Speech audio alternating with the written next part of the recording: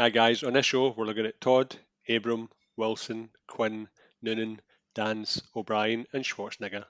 We're looking at 1993's The Last Action Hero.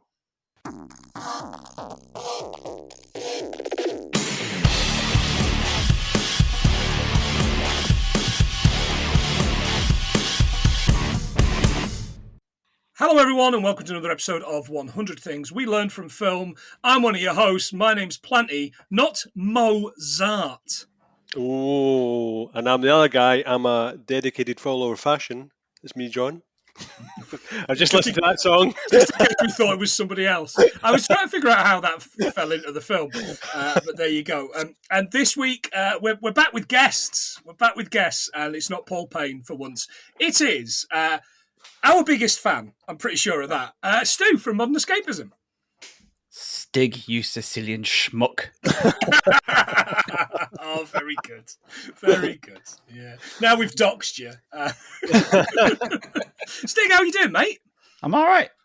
Good. Thank you for having me back. What do you mean, thank you for having me back? You've been messaging me weekly about this since before the writer's strike.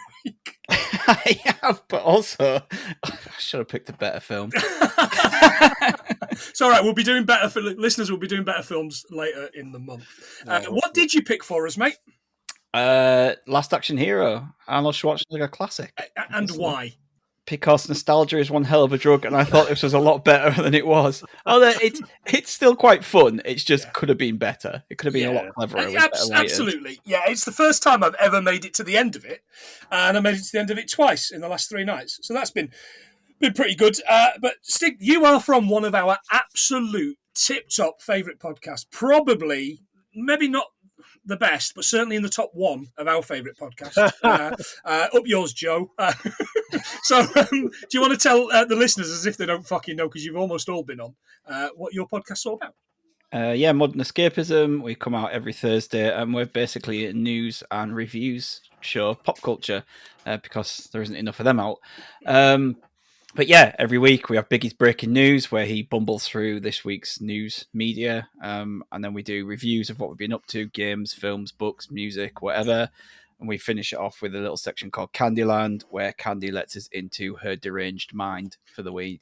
You really wish she doesn't, to be honest. It is, listeners, it's the second best bit of that podcast, and it's probably the third best bit of any podcast any week. The second best bit, of course, because the first best bit is Biggie singing about the news at the start. Yeah. We had a whole lot of news this week, which by Led Zeppelin, and this. I mean, listeners, you've heard Biggie on the Space Pirates, John. Is that what it was called? Space Pirates episode. At least I didn't know that. One of the biggest pieces of shit. It was absolutely atrocious. Not quite as bad as Last Action Hero, but it was certainly up there. But yeah, listeners, if you want a news podcast, something that's up to date and has got slightly more modern jokes than my 1993 references, then get on that. Right, John, I've got to ask you: have you any relationship with this film?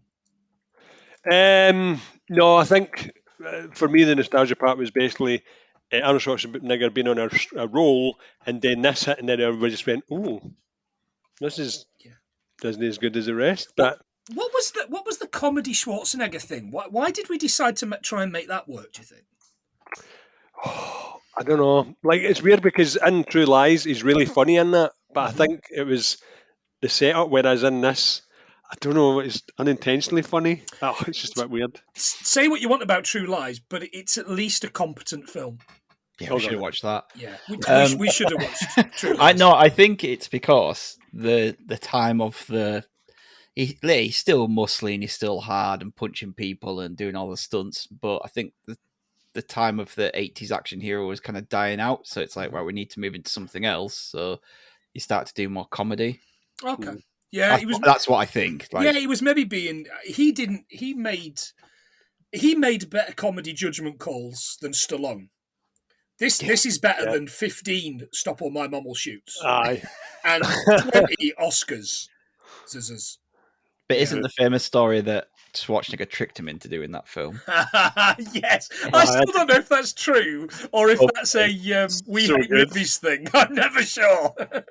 Right? Okay, so it is. It's true. I'm going to add that to the list of things that we learned. There you go. I think this is for me the reason why I just had this in my head as being betters. I was 7 when it came out, so I'd have watched it around 7 or 8, 9, somewhere around there. Those few years, I would have watched it, and I think it's aimed at people that age. It's a kids' movie. It is a kids' movie. There's no doubt about it. But it's also kind of take your dad out of the film, and he'll get something out of it as well. Don't worry, there was worse films out in 1993. I tell you that. Oh, please, John, do tell us that. So there was Super Mario Bros. Let's look back on that in hindsight. It's not. It's a bad movie, but it's not a Super Mario movie. I'm saying Teenage Mutant Ninja Turtles 3. No, I'm talking rubbish. Oh, the third one. I've never seen it. Never seen terrible. It. Third one is horrendous. Nope. Loaded Weapon. Whoop whoop. We started doing that. Cinema Day 1 for me. Loaded Weapon. Love it. Romeo and Juliet. I know it's your favourite. Not Romeo plus Juliet. You're mixing it up. It would be. No, Romeo plus Juliet was the same week that Star Wars was reissued in the cinema in '97. Was it? I can assure you. Yeah, it's 97. That must have been a B title then. And the Name of the Father. That's depressing as shit. Fucking hell, did we just do all these films? Did we? Have we literally just done a 1993 film and I'd had a stroke or something? No, that's 1993. Okay, fair enough. Listeners, if you like this, I mean, who would like this last 7 minutes of shite?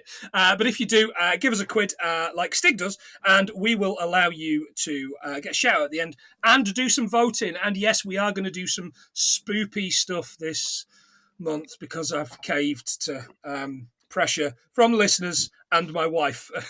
We're going to do some spooky stuff, but we're not going to do the stuff everyone else is doing. John knows what we're doing next. Oh, okay. It's brutal. As in, like, good brutal. So we will give people a shout out at the end of the episode if I get my shit together. Are we ready to go, boys? Yep. Yeah, you know how it works. Give us a shout when you want to throw something in. So, we open with this thing. Columbia Pictures. The studios are back, boys. The studios are open again, boys. They're starting to pay people. They're promising to pay people. So we'll see in a month's time whether we get another fucking close down and we have to start doing, DC animated films like Mono. Has been doing for the past 2 months. These police arrive at a job. We meet the lieutenant, the always brilliant and always exactly the same character, Frank Mackey. Except Barry's not included. He's different in Battery's not included. When did we see him last, John? Oh, don't do this to me. I can't remember. Damn Nolte! Oh, God, Nick, no. 48 hours. 48. 48 hours, yeah. Absolutely. Exact same character. Exactly the same character, and he's great. There's a hostage at this school. Right, the baddie is called the Ripper. He is a great Yorkshire Ripper. We meet Jack Slater, which is of course Arnold, and he gets screamed at by the lieutenant and by the mayor. Now, the first of some of the best cameos in any film. Who was it, lads? Tina Turner. She's only done 4 films. Apparently, somebody says it's 19, but there's only bloody 4. So there was a Sergeant Pepper. Mad Max, Tommy, Acid Queen. Oh yeah, Tommy, yeah. And this one, aye. And this, I mean, she's shouting. She's not particularly happy, but arguably she does need another hero. Oh, a last action hero. Yeah, I think I'm not sure why they didn't use her character more. Really, it just seemed a bit of a waste to have.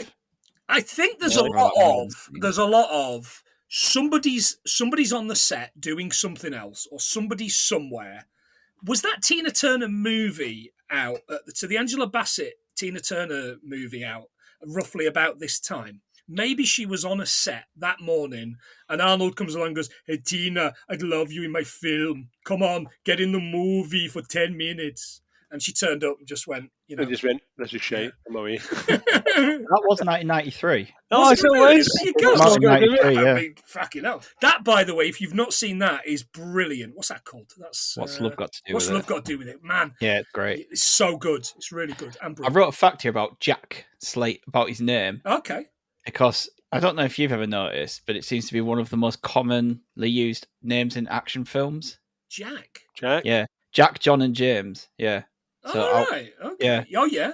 So obviously you got like Jack Bauer, Jack Ryan, Jack Reacher, Jack Traven from Speed, Jack Sparrow if you include that. I don't. Yeah. It's Beetlejuice. a Jack in an action film. Beetlejuice. Yeah, I just thought for some reason I had in my head that Arnie had played more characters, but he's not. He's played 3 Johns, 1 Jack, and 1 James. But there are, it's the 3 J's are the most commonly used name of action heroes. Interesting that you should do that research, Stig. That might come up again later on. It's a John McTiernan film, of course, this one, lads. He's the winner of a Hachi Film Award for Best Foreign Feature in Japan for This. Die Hard. Oh. Yeah. By the way, lads, what a piece of shit this guy is. Apparently he hired a PI to wiretap the producer of the Rollerball remake. Another stinker I was day one for in the cinema, by the way. Mate. Yeah, what I wouldn't do for some LL Cool J and Rebecca Roman Stamos? Question mark. Back in the early 2000s. I don't know. He lied to the FBI about it and did a year in Yankton Federal Prison Camp, South Dakota, which has been voted by Forbes as one of the 10 cushiest prisons in the USA. Nice. Not Nice. the prison from Human Centipede 3, I assume. Shane Black written, of course, Lethal Weapon, John, as you mentioned, future episode, famous script doctor, Punched Up Predator, and The Hunt for Red October, which I didn't know that one. And he's also Hawkins in Predator. Oh, God, so he is. Yeah. And Nice Guys as well. The Nice Guys is something I need to go back to because I remember thinking it was I went back last right, week. I but went I'm back not last loving week. it that much. Is it worth... Right. It's worth another watch, aye. Yeah. I'd say so. Kiss Kiss Bang Bang's another one of those that I think I was week one in the cinema. I'm going to go and see that again. The problem with that is I really, really, really hate Val Kilmer. Val Kilmer. John, you knew as soon as I said it. He's great in that film. He's like no other Val Kilmer you've ever seen. So which I enjoy. Val Kilmer in Spy was better. Remember me, Peter Cushing with the big eyeglass? Oh, no, it's not called Spy. It's called... Are you sure? Top Secret. Top Secret. Thank you very much. That spyglass scene gets me. Every time. I love Top Secret. Oh, more Peter Cushing later, listeners. This cop tries to stop him. And he says, "Want to be a farmer? Here's a couple of acres," which I never really got what that joke was. Aching balls? Acres? Oh, right. Okay. Yeah. Okay. That's a shit gag, but thanks, John. Oh, you're welcome. 2 acres. An acre is 43 square feet. So 86 square foot is 2 acres. I looked at buying an acre for the podcast and probably putting a fucking shed on it or something. But it's roughly £25,000 per acre in the UK. So, Stig, you're going to have to up your Patreon money. Yeah. 150 then. On the roof, the Ripper has the kids hostage. Andy is the little kid he's holding. By the way, lads, it took me until the reveal at the end before I got who this actor was. Oh, really? Yeah, because he's obviously got the teeth, face stuff on. the teeth as well. Yeah. It's quite good. Yeah, who was it? Tom Noonan. Tom Noonan. From what previous episode, John? Manhunter. Yeah, Francis Dolarhyde. Yeah, absolutely. Really disappointed there wasn't any Iron Butterfly in this. Aye. But we've Just had all really the facts picked for up. that song, so it's fine. Slater gets rid of all his guns. He says, "Oh, do you want to throw down your guns?" And he's like, "Okay, yeah." And he's got all of them. And the comedy thing is, he's got loads of guns in his trousers. I tried to look at what guns there were, and I just couldn't be bothered. There's too many. No, Too many. it's just, Aye. yeah. I used going to a database and it was just a big massive screen. I was like, nah. There was a Colt, an eagle in there though, definitely. Okay, well, I'll add that to the list. There's an eagle, their He favourite. doesn't get rid of a grenade, which he throws at the Ripper's feet, but the Ripper ain't buying it. It's not real because he wouldn't sacrifice his own child's life for it. So we learn that Andy is Jack's child. Andy picks up the grenade, though, pushes a button, and what? Just stabs him. He's got a blade. He stabs him. Kind of like, fucking hell. I mean, that's a damning indictment of the youth today. And by today, I mean 30 years ago. Ripper has got this axe, by the way. And he grabs it and he throws it at Slater. Which, this shot, I was kind of like, did they film this shot first? And were they going to make this 3D? There's something in this shot where it kind of looks like thought it that should as well. be 3D. As if it's coming towards it. Either that or it's just dog shit CGI. I'm not entirely sure. He, of course, avoids it very, very well. But I did think, as Ripper stole this axe off Kratos. Aye, yeah, exactly. Come back to him. It's a real dad of war thing, isn't it? Yeah, I was just expecting him to like hold his hand out and it just like return to his hand. He's calling Andy boy. We see a kid watching the film. It's out of focus and he heads up to the projection booth where Nick, the projectionist, has fallen asleep. Now, we know Nick from things. What do you boys know Nick from? Murder, She Wrote. Robert Prosky. Is he in Murder, She Wrote? No, but it looks like He probably is. He probably is.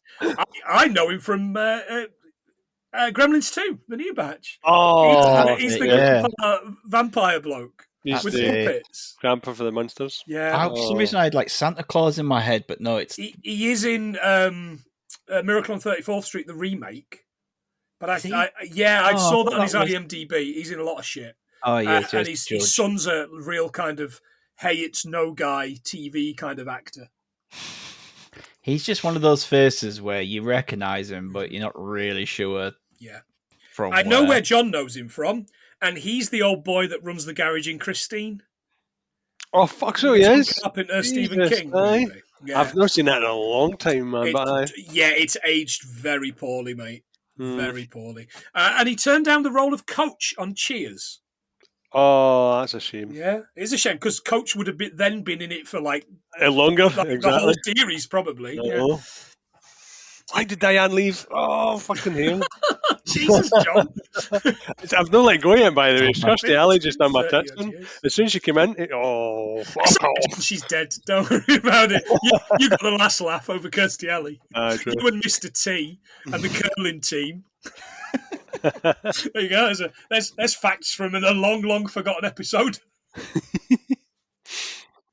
We learn the kid is Danny Madigan. And he's a massive Jack Slater super fan. And the thing that we've been watching is the movie. It's the movie. Nick is testing the print tonight for the premiere for the new one. Now, is this number 2 and the new one's Jack Slater 3? I thought it was 4. 4 is the one that we watched. This is 3, I think. No, this is 3 that he's watching now. Okay. Yeah, he is Austin O'Brien. Okay. Yeah. 2 surnames. My Girl 2. Oh, he's the My Girl 2 kid. Right, yeah. Okay, yeah. We also had Dan Aykroyd, who was also in... Lawnmower Man 2? No, Tommy Boy. I was just bringing it back. Lawnmower Man 2. No, he's in Lawnmower Man 2. So Max Headroom. Max Headroom's in it as well. Oh, this kid's in Lawnmower Man. Is he really? All right, nice try to bring it back to the last episode you were on, Stig, but John ruined it again. Boom! He's a bit shit, isn't he? This kid or John? Me no, the kid is a bit shit. Yeah, he's I knew him from something. He's like that Erie, Indiana boy, isn't he? I always thought that Erie, Indiana boy was Edward Furlong. Oh, did you? Oh, wow. Is it not? He's just... No. I'm looking up his IMDb. He's in a film called Prehysteria. I remember seeing that. That's an old guy. Yeah. That's like an old Disney thing, isn't it? With dinosaurs. He finds dinosaurs, yeah. Oh, God. He's down a rabbit hole. Better watching Lawnmower Man 2. That's the girl stuck watching Prehysteria tomorrow. Oh, man. I wish this cunt had been stung by bees. I'll tell you. Not the bees! He's going to put his glasses on. Oh, man. He can't see without his glasses. Honestly, I'm not kidding. I sobbed my heart out in the cinema at The Fugitive. No, sorry. I mean, also at The Fugitive. But I sobbed my heart out at the cinema at My Girl. And I guess if I was to watch it now, I'd look at it and go, that's shit. That's really, really shit. But then I cry every year at It's a Wonderful Life, so who am I to judge? True that. So he's going to get to see the movie first tonight at this print practice. Danny heads to school, and we see this classic New York street, right, which is quite blatantly another set. He's like, "Hey, I'm being an annoying fucking kid here." Some rapper tried to slap him in the head. It was a bit weird. Oh no, I never spotted that. So people are walking by him, and the next minute, this guy just tries to slam him in the head. I was looking for adverts and products in the background. Astounded. This theatre, by the way, this cinema, the Orpheum Theatre, constructed in 1926 as part of the Orpheum Vaudeville circuit. The Orpheum is an ornate Beaux Arts style structure designed by G. Albert Lansborough, according to their website. Clanada playing next year. Great. Ooh. And Nick Cave. What a cheery couple of fucking nights that'll be. Did Houdini play at it? I bet he fucking didn't, he? No, it was also it was used in Ed Wood, Future episode. Kenneth Branagh's Dead Again, That's good. Oliver Stone's The Doors, and The Artist, as well as when Mary Jane makes her Broadway debut in Spider-Man 3. So it's used, right. used in a variety of films. So Bruce Campbell's been in there. Bruce Campbell has been in there. That's all we need to know. I love the fact that you went for Bruce Campbell and I went for Mary Jane's a shit actor. But emo Spider-Man, so you know. Yeah, I'm sure there's a good 70-minute cut of that film. There really is. The teacher's talking to the class about Hamlet. Did any of you spot who this was? Yeah, it's Joan Plowright, who was is. married to Laurence Olivier. She was indeed. And she spends all her time banging on about how good Olivier was. Like, he's dead, mate. Give it a rest. Although he'd only died maybe about 5 years before. He died in like 89 or something. Yeah, she was married to him from 61 to 89. So yeah. She mentions you probably know. She says Hamlet. You know, Hamlet's one of the most couldn't be more exciting. I think it probably could, and we're about to see how more exciting it can be. She basically says you probably seen him in the Polaroid commercial or as Zeus in Clash of the Titans, and the look in her face when she says Zeus in Clash of the Titans is kind of like, oh, I see. Olivier's Hamlet, 1948, starring Olivier, directed by Olivier, produced by John Schwarzenegger. Olivier, dickhead. Written by John Olivier. Shakespeare, dickhead. Oh, he writes a theme tune. He sings a theme tune. It's the longest play, isn't it? Oh, is it really? Yeah. All right, okay. It's Shakespeare's longest play. So I also found out that Laurence Olivier starred in the stage and screen version of Hamlet, as did 5 other men. All right, okay. So Johnston Forbes Robertson, that's some old dude back in the 20s. Yeah. Christopher Plummer, Richard Chamberlain, David Tennant, and Kenneth Branagh. All right. Ooh. Wow. That's quite a good. That's quite a good one. Yeah. This version, John, you like 1948 version, stars our faves, Cushing and Lee. They're both in it. Oh, boys. Parts. Kirsty's favourite, Patrick Troughton, as well as Gene Simmons. No, not that one. The lady one. Yeah. And apparently Ian McKellen. Yeah. Nominated for 7 Oscars and won 4 of them. Nice. His Polaroid commercial was from 1974, and it is just as classy as you'd think it would be. It's just him talking about photos. Oh, God, And then he grabs the camera and he's like, and it's so easy. It closes and it's away. And you're like, brilliant. It's an SX70, which is the fold away one. There's one on eBay, 350 quid, and that is where it's staying at that price. Stig, Clash of the Titans, any love for that movie? Yeah, the original, not the remake. The remake's terrible. No. Another cinema viewing for me. I went to the cinema to watch that. I saw it in 3D as well, and I was like, wow, that was bad. Nate Owl. What a fucking waste. And for some reason, I put myself through the sequel as well. He grabs it out of the. He grabs it out. They're getting swords and things, and he goes, "What's this?" And he goes, "Oh, forget about that. That's rubbish." And I was like, "How can you shit on That owl. Like, That owl yeah. says that a few times. Clash of the Titans 1981 looks like it was probably made in 1965. It is so shit looking, it's the reason Ray Harryhausen retired. Because watch it against Jason and the Argonauts, and it looks the same. And Jason and the Argonauts is like 67, I think. True. I still love it, though. How's this for a fact, though? Linking it in. Orion wanted Schwarzenegger for the lead, but the producer said no because he wouldn't be able to manage all the great dialogue. Oh, wow. All the great dialogue. Well, at the time, he was doing Hercules in New York, wasn't he? True that. Barely speak, you barely speak. Joan Plowright, by the way, winner of a Tony, 2 Golden Globes, and nominated for an Oscar, an Emmy, and a pair of BAFTAs. So she's not an EGOT, but she is a nominated EGOT, which I quite like. Enoch got.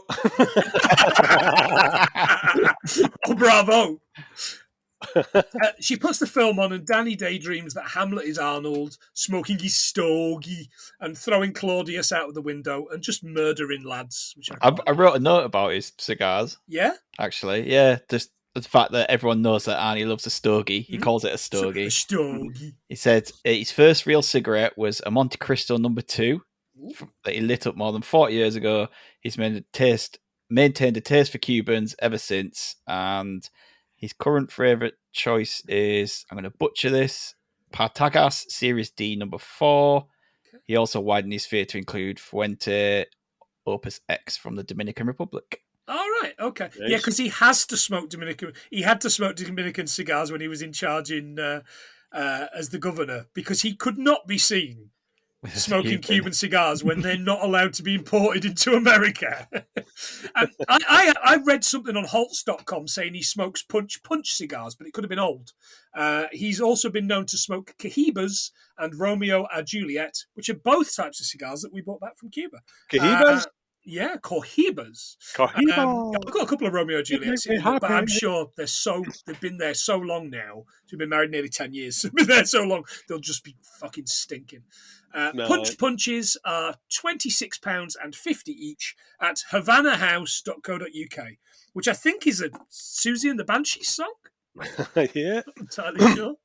My first cigarette my first stogie was a Woodbine. Jesus Christ. My granny. No wonder your voice is like it is. For the bloody Exorcist. Like a picture of us from our A-level leavers ball with us all smoking cigars. When you could smoke inside as well. Mm-hmm. And it's just like a bunch of skinny 18-year-olds with like cigars thinking we look cool as fuck. Yeah. In your bib and tucker. Yeah. Yeah, of course you were, yeah. We've all done it, mate. Except I didn't have any kind of leaving do. I presume you've touched on Wilhelm Scream at this point. Not on this episode, but we have done Wilhelm Scream. Yeah. Tell us, because you might have something we haven't. No, I've got just that it's began in 1951 from the film Distant Drums.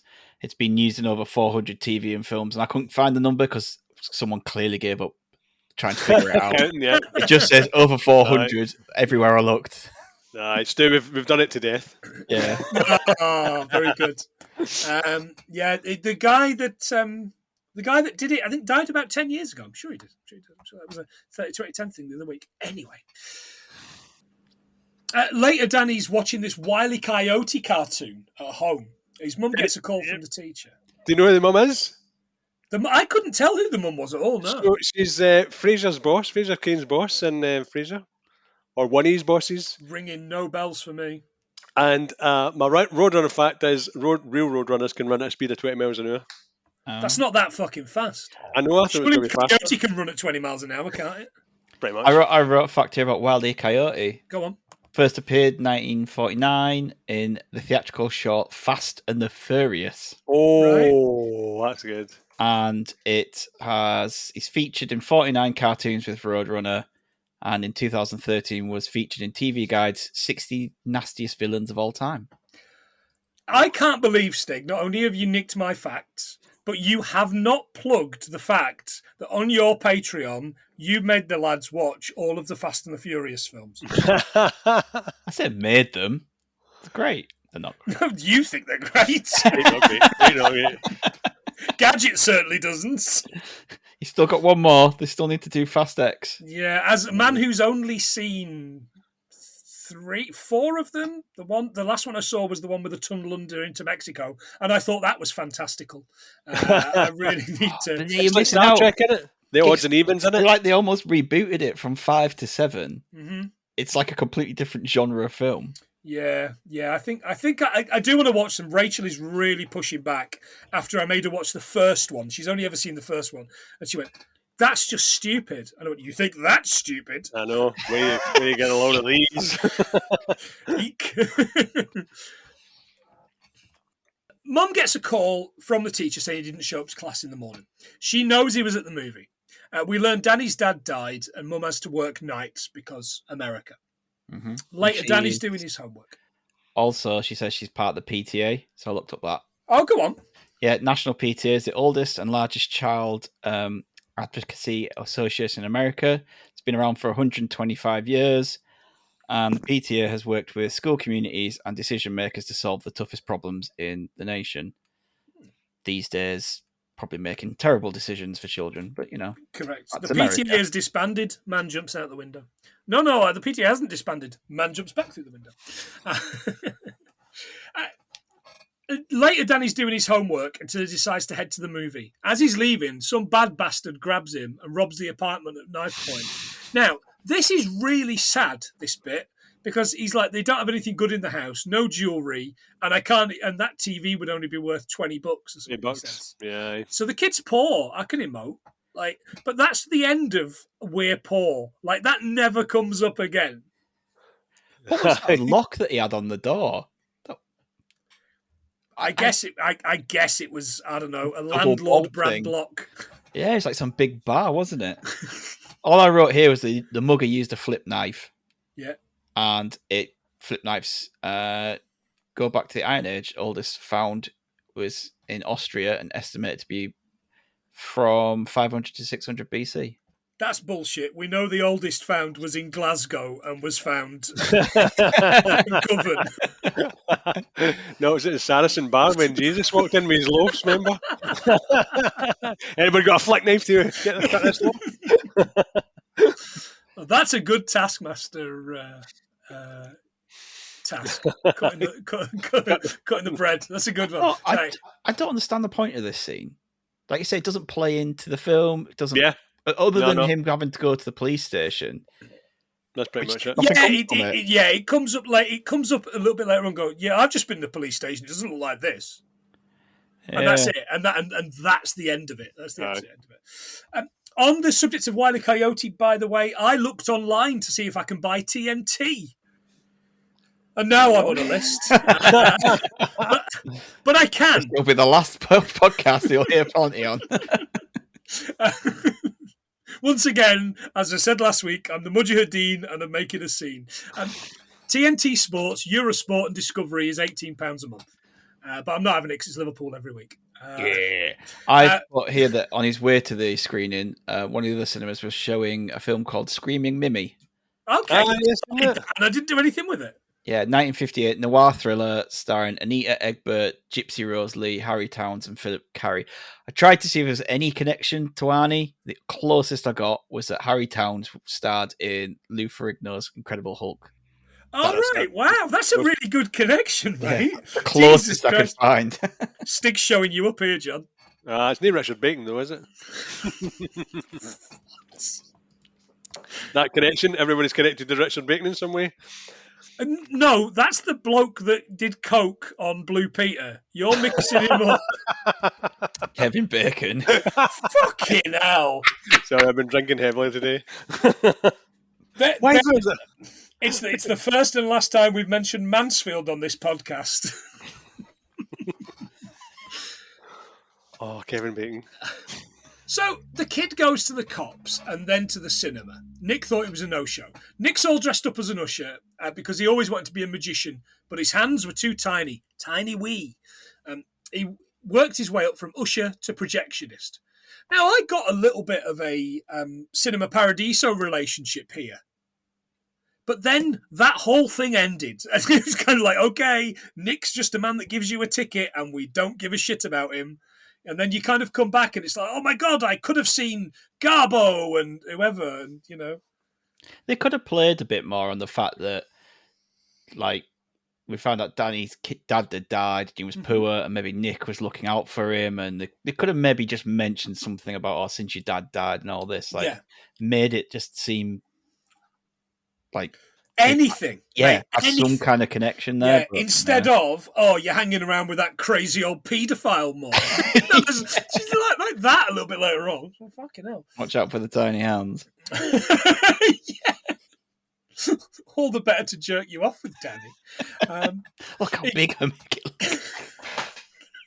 Sorry. Christ. Although the cinema looked like that scene in Escape from New York. When I've got a note here, a fact. It just says, New York in the 90s is a shithole. That was my fact. They always know where the bathroom is because they spray paint it along the wall. Bathroom this way. I expected him to go down into the basement to find the president. It was Bookflower Henry instead. You want to buy a watch? I could be the president for you.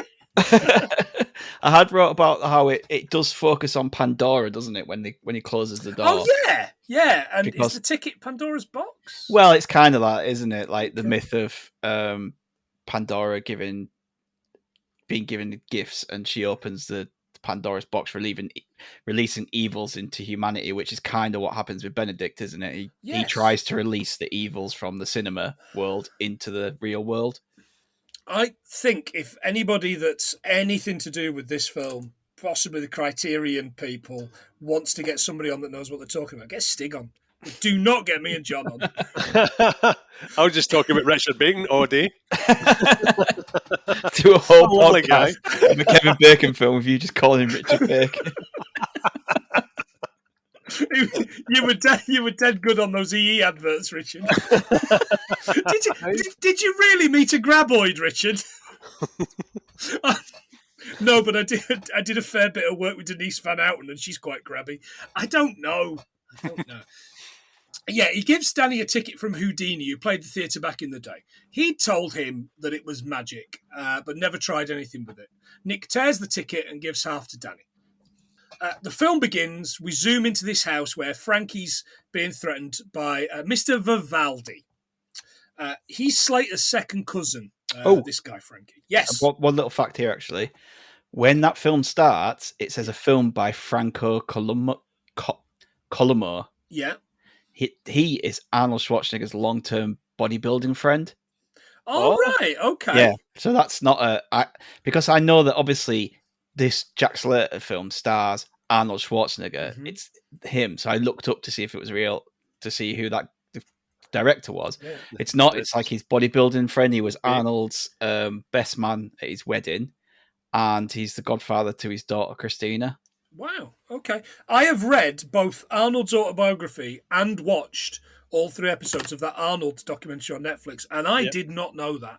Yeah, that he does talk about him in that, but I couldn't remember his name. But yeah, when I saw that, I was like, I wonder if that's anyone. But yeah, that's who it is. Good spot.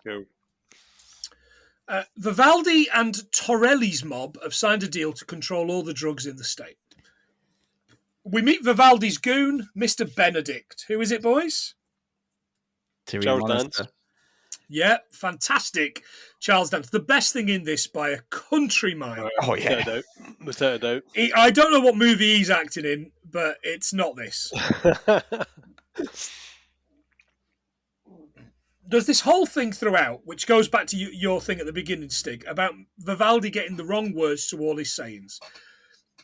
It did very little for me other than build up to what Benedict eventually does to Vivaldi out of just sheer frustration. Yeah.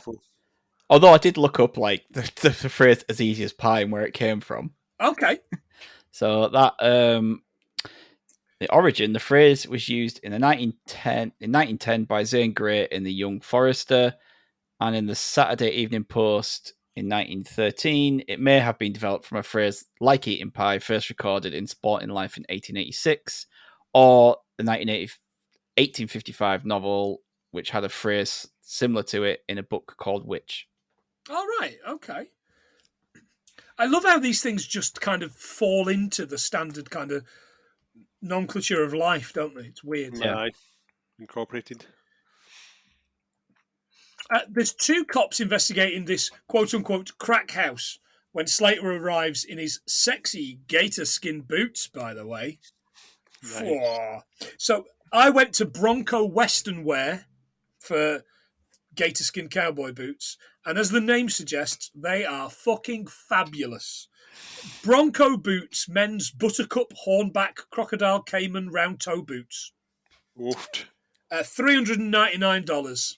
If they send me a pair, I will never take them off.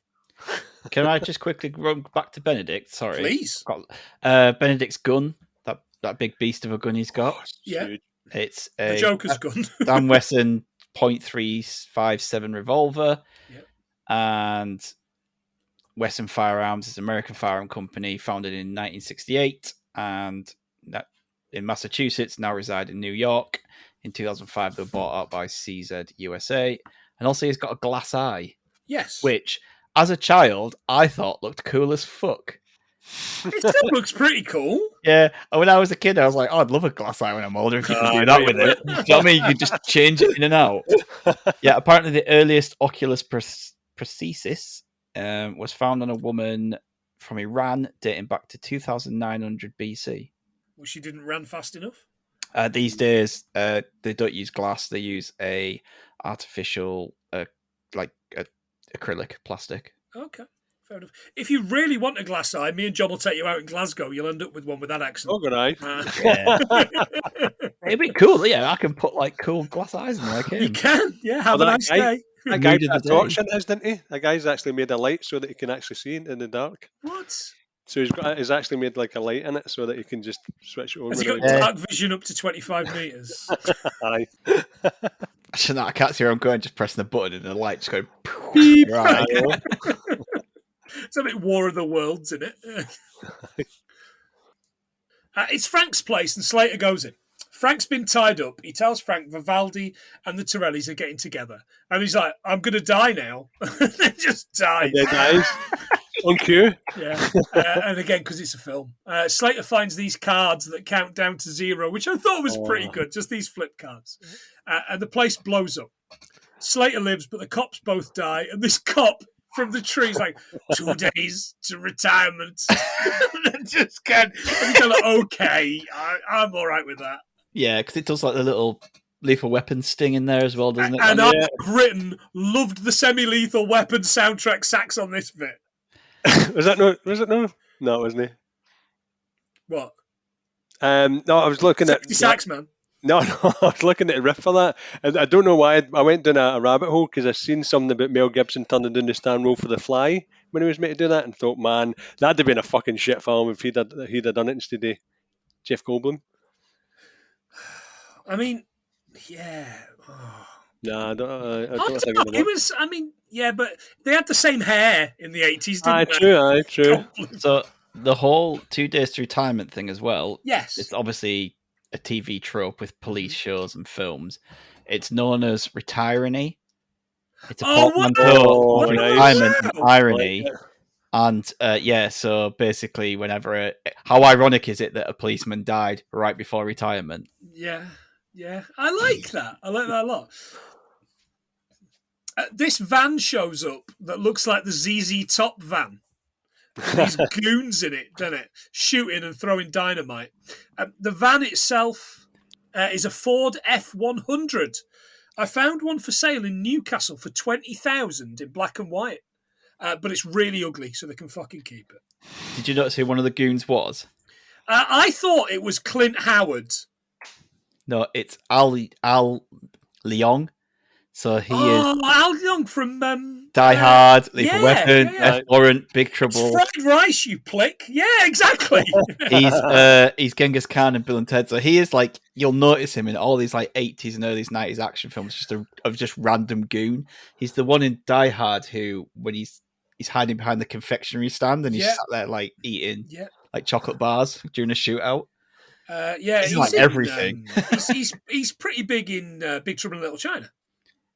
Yeah, I can't. Oh, It's been a long time. Yeah, since I've seen that film, yeah. But he's in that. I know he's in that. Yeah, he's hey, it's that guy. You know, he's the perfect personification Mm. of a hey, it's that guy.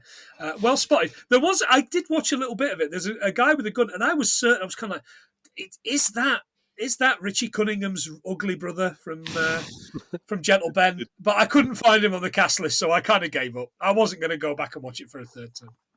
I've got Slater's car as well. Oh, go on. That's 1969 Pontiac Bonneville. There you go, John. It's doing your work. no, mate, well, I knew you would do all this shit, so I just took it You easy. do all that shit, so I did nothing. No, I've got Anthony Quinn stuff, but I'll leave that to the end. When they were searching for the cars, I did nothing. What did you do Lovely. when they were researching the podcast, Daddy? I did nothing. AC/DC's Big Gun song is on at this point. It's fucking dog shit. Like half every of other AC/DC. AC/DC song. 1993, it made 35th in the Stupid Sexy Flanders Ultra Pop chart. 18 where, John? The Netherlands? Correct. 5 in Switzerland and Canada A, and only 23 in the UK, where the same week, Dreams by Gabrielle was number 1. Oh, that came true. I've literally wrote here 23rd UK, 65th US, 5th Canada, 19th Australia, and 18. ... Where, John? Yes!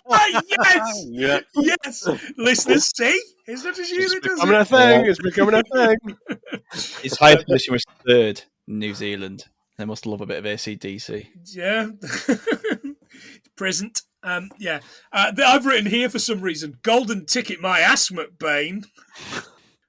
The kid ends up in the back of the car because of the golden ticket. It glows and he ends up flying through the screen and into it after this dynamite comes in and blows him through the screen.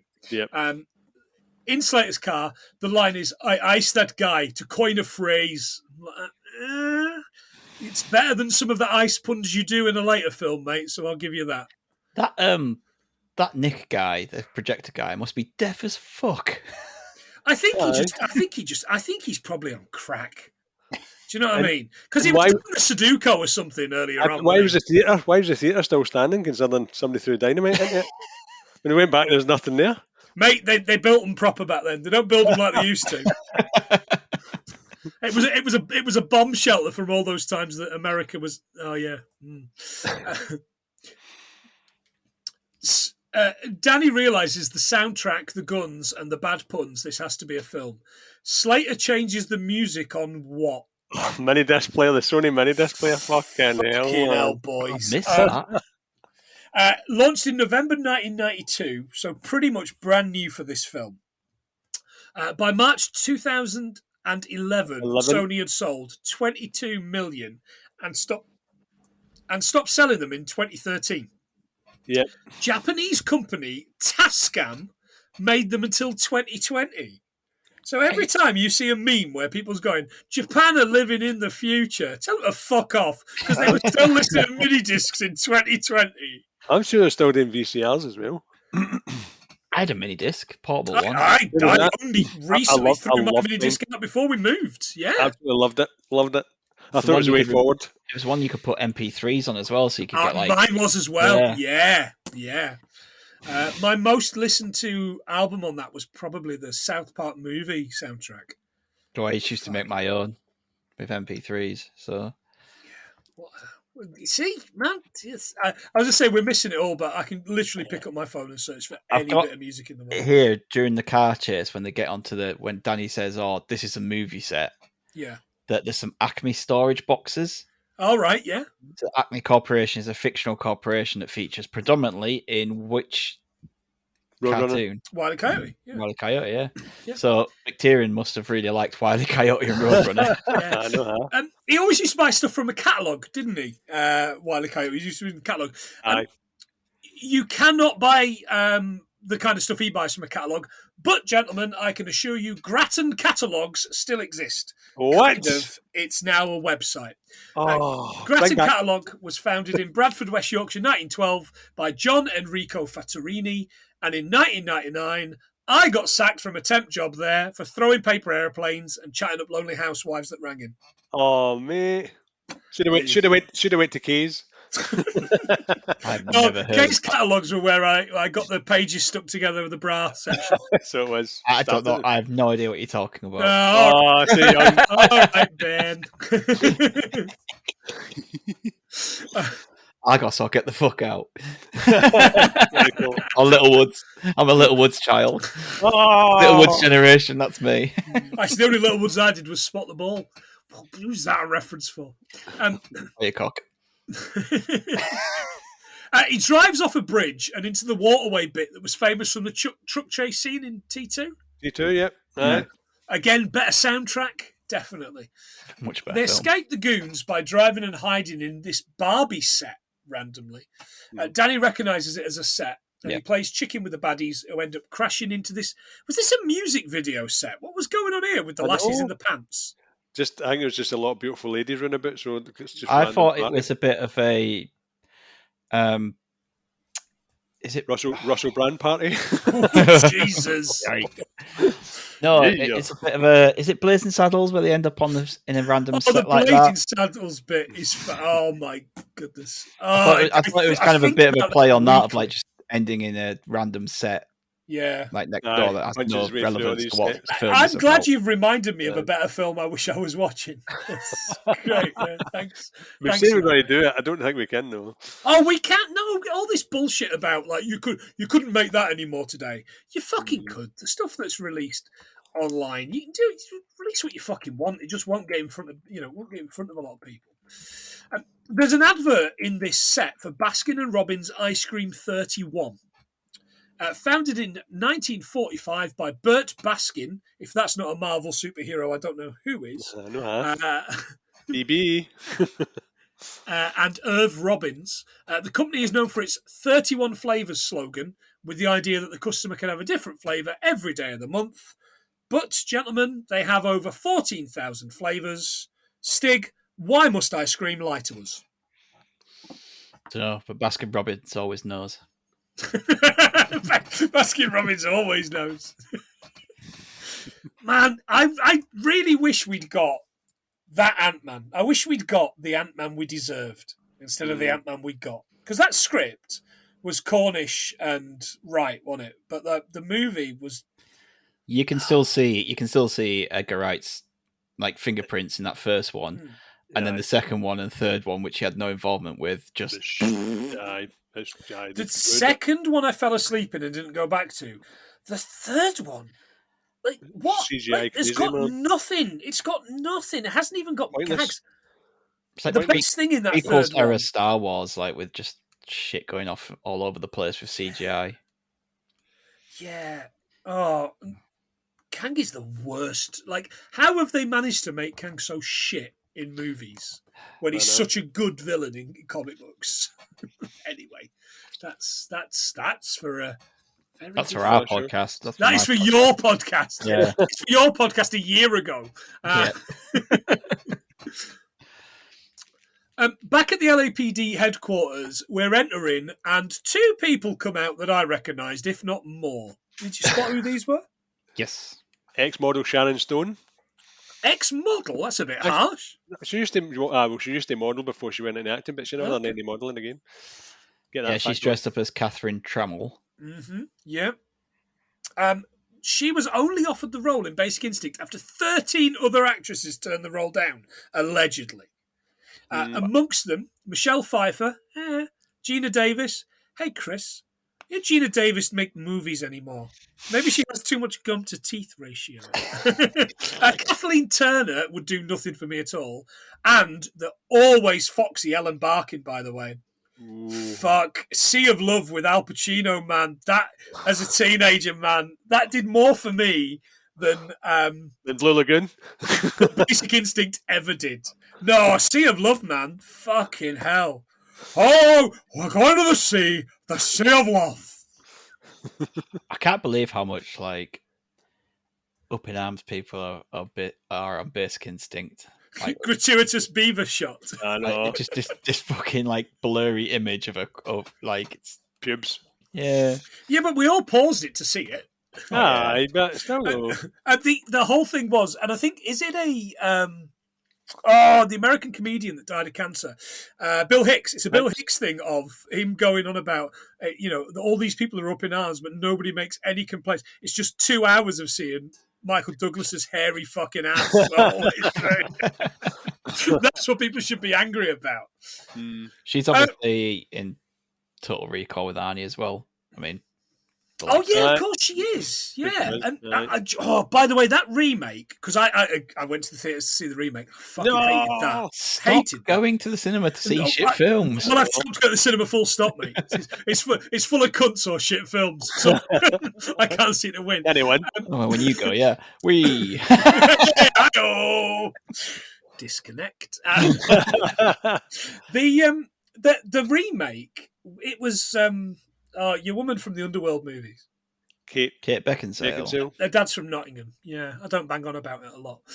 But she doesn't die until the very end, whereas Sharon Stone dies right at the start of the movie. Oh, yeah. They kill her like 20 minutes in. Apparently, the remake is closer to the actual story than the Arnie film is. Is there a train in the remake in the centre of the earth? I just had no interest in watching it. Have you not seen it at all? No, it's like for all the those. Best. It's for the best. It's like all the ones, the remakes they did. The RoboCop one, not touching that. Oh, yeah. Cinema Day one for RoboCop. Oh, man. Yeah. No. That was the first and last time I ever had a Nando's as well. What a fucking disappointing day for me that was. Nando's and a RoboCop remake. I like a Nando's. I'm not saying there's young people listening to this podcast, but they're turning off in their droves. Back to the film. Robert Patrick turns up. T-1000. Yes. The effect for the T-1000 freezing and breaking up, gentlemen, was achieved by filming shots of an amputee fitted with prosthetics and Robert Patrick with his real limbs buried underneath the set. There you go. I also found out recently about Robert Patrick, when he played T-1000, how he trained himself to run for that film specifically. Oh. So, because they obviously want him to be more robot-like, and you can't really have someone running at full speed who's fucking blowing out his ass out of his mouth, he trained himself to like only breathe through his nose while he ran. So he could keep a stoic look on his face, and when he trained himself so hard that they told him to slow down because he was getting too close to the motorbike. Jesus. Yeah. Wow. Because they film all the stuff you see in films. Listeners, you probably know this. All the stuff you see in films is filmed really, really fucking slowly. Whichever the Fast and the Furious films that is meant to be set in London was being filmed in Glasgow when I worked in Glasgow. Right, yeah, cut off one of the roads. I watched, because I was working I was training till 10 o'clock at night, and I spent 2 hours there until the last train home, watching them set up, start, film, all that kind of stuff. And they're filming these cars crashing at like 10 miles an hour. Right. Like, how do you, and when I watch the films, I can't comprehend that that's 10 miles an hour. My brain just, it's a very small, very smooth brain, but I can't quite figure it out. I can't comprehend how they managed to race through London at that time of night, but that's by the by. It's because they don't. It's because they're racing through Glasgow. You're allowed to in Glasgow. You're allowed to do whatever you want in Glasgow. You're allowed to have zombies in Glasgow like World War Z. I also watched them filming that. That's pretty good. Anyway. Right. My interview for a zombie. That should be a film. They head back to the police station, of course. The police building is Sony Pictures Plaza at Culver City Studios. It's a cracking building, and I tried to figure out what else it was in, but I couldn't see it in anything. I thought it must have been in something. Demolition Man or something, but it's not the same building. He said, I was just in a real police station. This is much nicer, and that's kind of the only connection we get, isn't it? Slater gets a call from his ex-wife, and he puts this tape on to talk to her so he doesn't have to listen to her. There's this bit where, for some reason, this guy giving out the jobs is like pairing them all up. And he pairs up this really fat man with this woman who's not fat and hates him because he's fat. That's the joke. Mm. And then it's like, Krause, you're teamed up with the rabbi. And the rabbi comes, he's like, oy vey! And like, what? You couldn't fucking do that today, I'll tell you. I tried to find out if that, like, the fat guy and the woman were meant to be referenced to someone. Yeah. Couldn't find anything. Yeah. It's just purely a look how fat this policeman is. Yeah. Like, that's all it was, and like, it just Yeah. didn't And land. the other one is kind of like, look, it's a rabbi and he's a cop, and it's kind of, I think it's meant to be, Just weird the buddy cop people. kind of like Yeah. opposites attract kind of thing. The one later is better. Oh, the one shortly is very good. This is I called him DJ Scat Cat, but he's not. We meet Practice, and again, I hated this fucking line. What makes perfect? He's like, practice. And I'm like, How'd you get to Carnegie Hall? oh, practice. That's Practice. fucking hell. I never got this next joke until What's I the watched next joke? about him killing Mozart. Oh, right. Okay. Hello? Do you know this No. one? No, God. As a kid, I never got it, but because I only watched the film 2 years ago, and now I get it. But as a child, like that just went. Whoosh.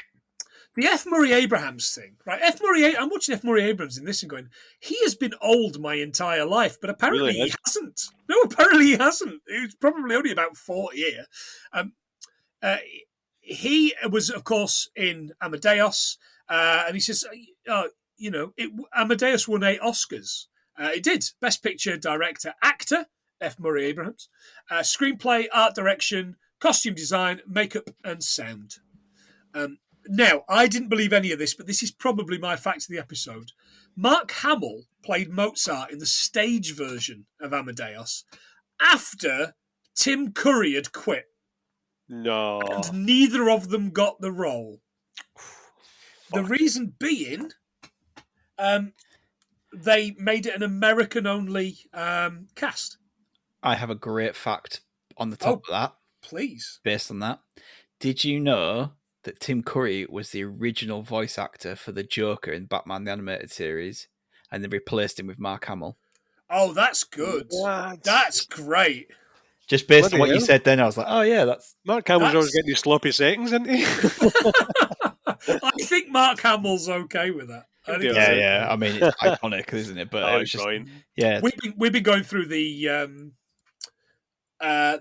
Child's Play films recently, and we're just on Curse of Chucky, and Rachel's like, oh my god, I've got another 2 of these, and I was like, no, remember in the remake it's April from Parks and Recs as somebody's mum, and Chucky is Mark Hamill, and she's like, okay, so we've only got to make it through one more before we get to that. Yes, and he's Bluetooth, remember he's Bluetooth now. It's also not good. No, it's shit, but it's not. It's much better than Curse of Chucky, which is But- dog shit. From that, go and watch the TV series, because that is fucking great. Oh, is it really? Yeah. Is it Good. really? That is Oh, actually hear good good. things about it. Yeah. Okay. I'm sure I have a streaming service at that, so John, sort that out. Done. We'll see Gary. Obviously, the cat we see as well is voiced by Danny DeVito. Yeah. Radcliffe, it's you and the cat. And Danny says, Danny, I can prove it's a movie. That is an animated cat. And the chief's like, that cat is one of the best men I've got.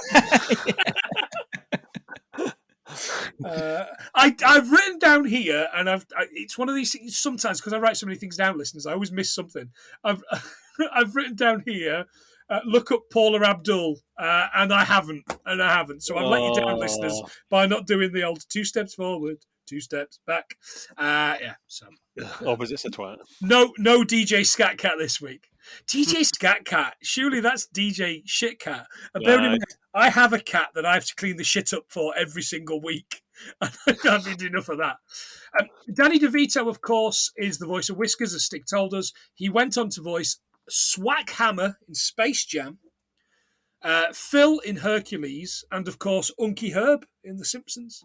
Hungry, And I still laugh like a fucking drain at Homer waving in that Homer car as it goes around.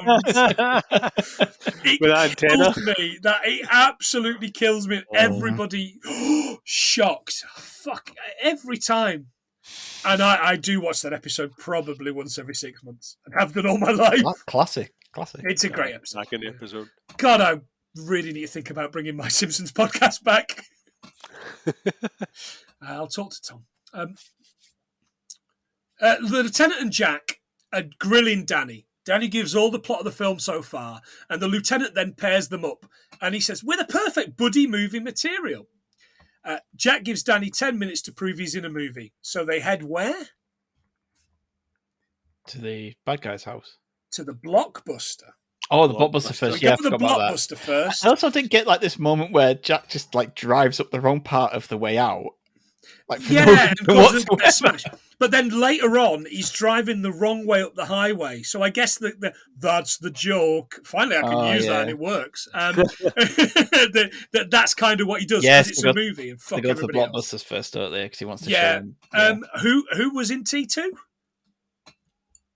It's Big Sly Stallone. Better film. I'm calling it now. Better film. Fuck off. I would have liked it more. Hasta la vista. Stallone's thumb going into the lava. I'm crying like a baby. Yeah.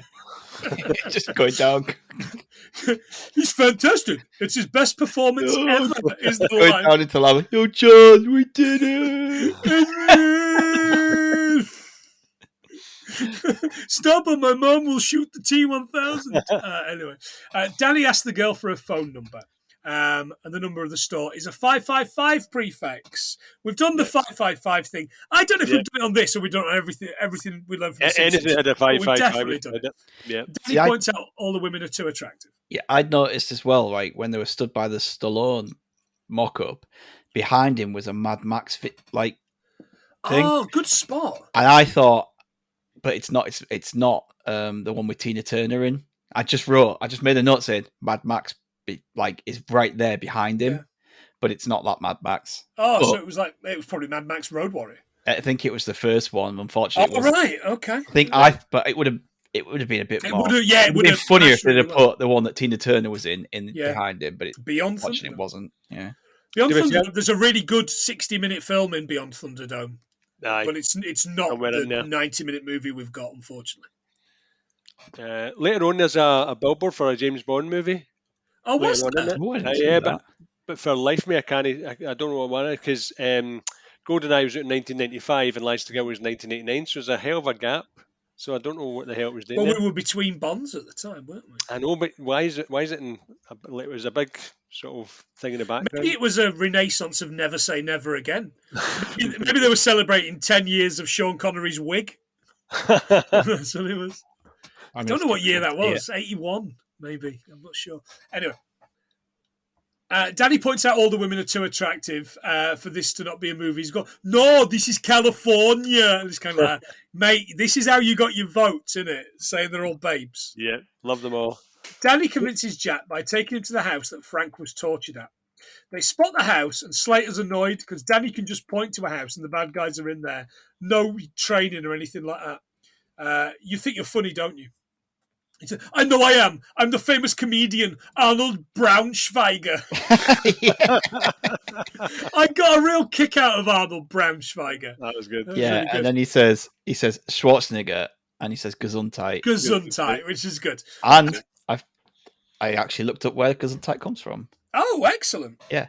So when the English speakers hear a chew, they respond with either Gesundheit or God bless you. Gesundheit was borrowed from German, where it literally means health. It is formed from a combination of gesund, meaning healthy, and Heit, meaning hood. So, oh wow, good work! I love the fact that that's what you went for, and I went for Braunschweiger is known as a type of parboiled sausage in Germany and Austria. I tried to look up whether he was referring to an actual comedian, but it wasn't. Oh right, okay. So, yeah, I thought was the joke that he's an actual, comedian. Well, you're good for good stuff. I was looking at Danny's shoes. Reebok pump, by the way. But nice work. We've done it to death. I'm just looking up the video shop here. There's a moment when Arnie stood next to it, and all the films behind him are John McTiernan films. Oh, right. Yeah. Wow. Okay. There's Die Hard and Hunt for Red October, and there's another one there as well. Yeah. Okay. I'm trying to see if I can see that James Bond one, but it's in when later on. Oh, okay, but yeah, in the video store, like he just John McTiernan's just like, just put all my films there. Product placement. Let's see anyone. That's exactly what I would do.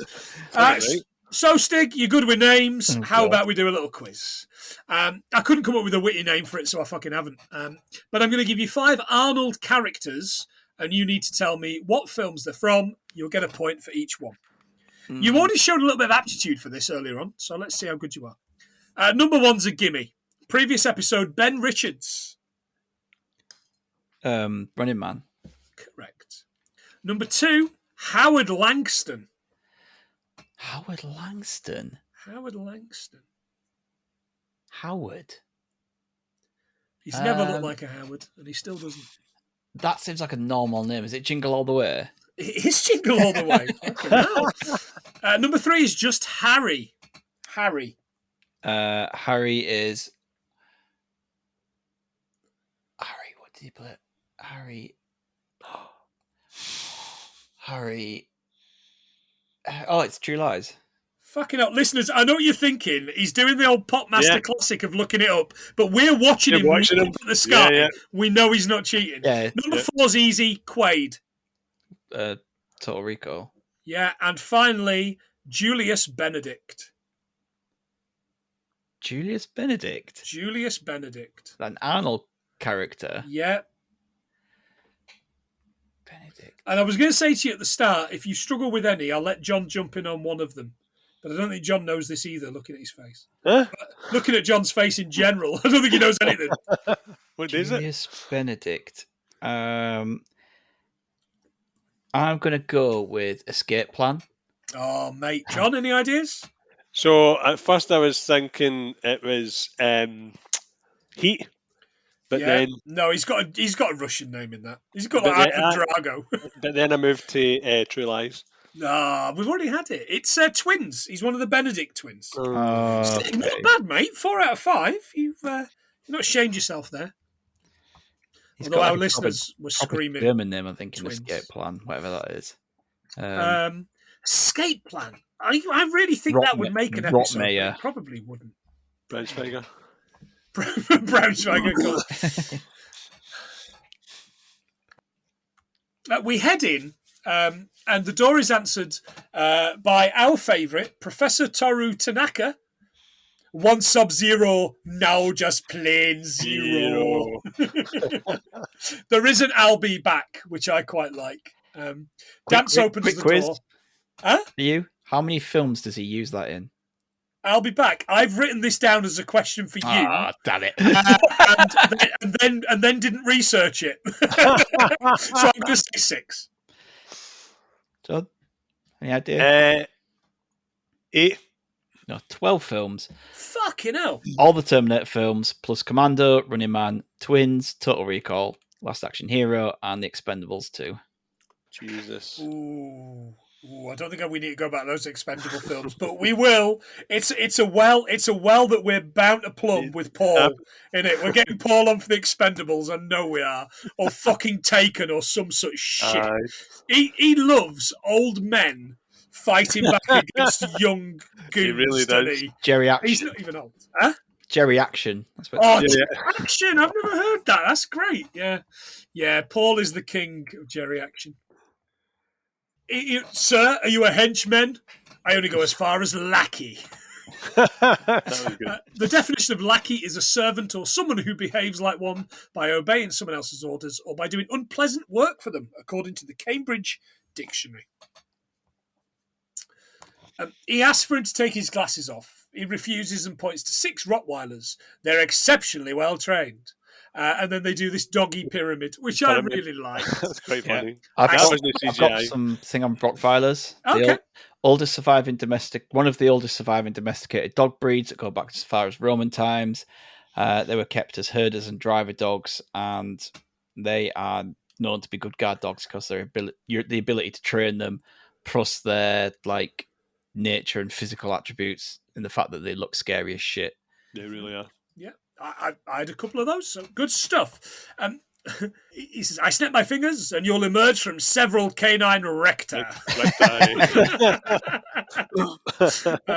Or you and Toto can go back to the land of Oz.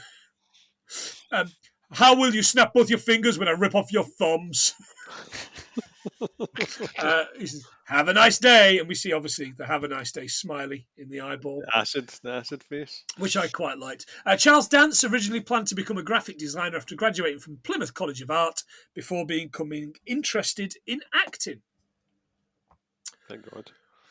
Toto the dog, gentlemen, real name Terry. Love a human name for a dog, as does John, of course. Hell yeah.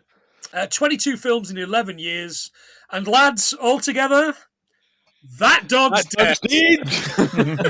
That dog is You know well what? and truly dead. Do you know what's funny as well is that we were going to get a Schnauzer, I think it is, Okay, yeah. and we were going to call it John.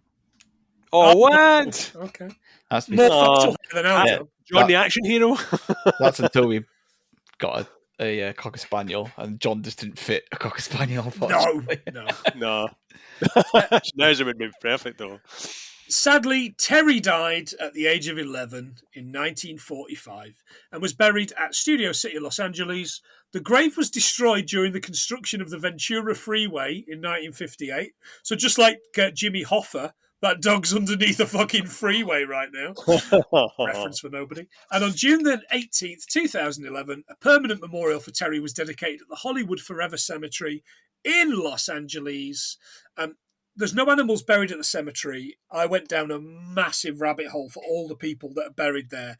And I think we've done it maybe once, possibly twice on the podcast, but we could do it about 20 times and I still wouldn't run out of famous people to talk about. I haven't done that. But it is an animal sanctuary for hundreds of strays. And 2 weeks ago, ABC News were looking for homes for 8 stray kittens that had been dumped in the cemetery in a holdall. Aw. There you go. And I will have them all, and I will give them all appropriate names. Yeah. One of them's being called Joey Ramone, who was also buried there. There you go. There's a film here somewhere, lads. They head to his ex-wife, and Whitney answers the door. Do we know this actor from anything? Yes. Aye. Loads, but for life, I can't remember Stig it. knows. Bridget Wilson Samara, she played Sonya in Mortal Kombat. So she did. Mortal She Kombat. the original. plays Sonya Blade in 3 different Mortal Kombat films. It's a different Sonya Blade in the second one. Oh, is it? Is it not her in the second No, one? I it's thought it was her in the second one. It's different Sonya Blade in the second one. Then she reprised her role for like some internet, like small, like mini series. Okay. Um, So she's in the new one, though. I saw that on IMDb. She's in the brand new one. And by brand new one, I mean the one that was released during COVID. is she in that one? I think she is. Yeah, I'm pretty sure she is. I don't know if she is. What I found weird about this though was that Arnold Schwarzenegger is the character, isn't he? Like it's Arnold Schwarzenegger playing Slater. Yeah. Why is she Whitney / Meredith? Like she's someone called Whitney playing Meredith. Why don't they just call her Bridget Wilson? Oh, I see what you mean. Yeah, I see what you get. Yeah, Because this film isn't as smart as it thinks it is. No, That's she your plays Sonya. She's the voice in the game. Oh, right, Recent okay. games. That's what you're looking at. That's where I'm getting it mixed up. She was also in House on Haunted Hill. Yep. The remake of that. Oh, is she? Have we done that? Aye. We should know this. Did we do that film? I Know What You Did Last Summer. We did that film. Yeah, we did that film. Yeah. I Know What You Did Last Summer. I watched that recently, followed by the follow-up, I Still Know What You Did Last Summer, which inexplicably takes them to an island in the Caribbean. Jack with Black a in that one? stone Jack Black. It doesn't work on any... Like, the first one's kind of okay. The second one doesn't work on any level. Where's he got all the money from to take them to the Caribbean? True.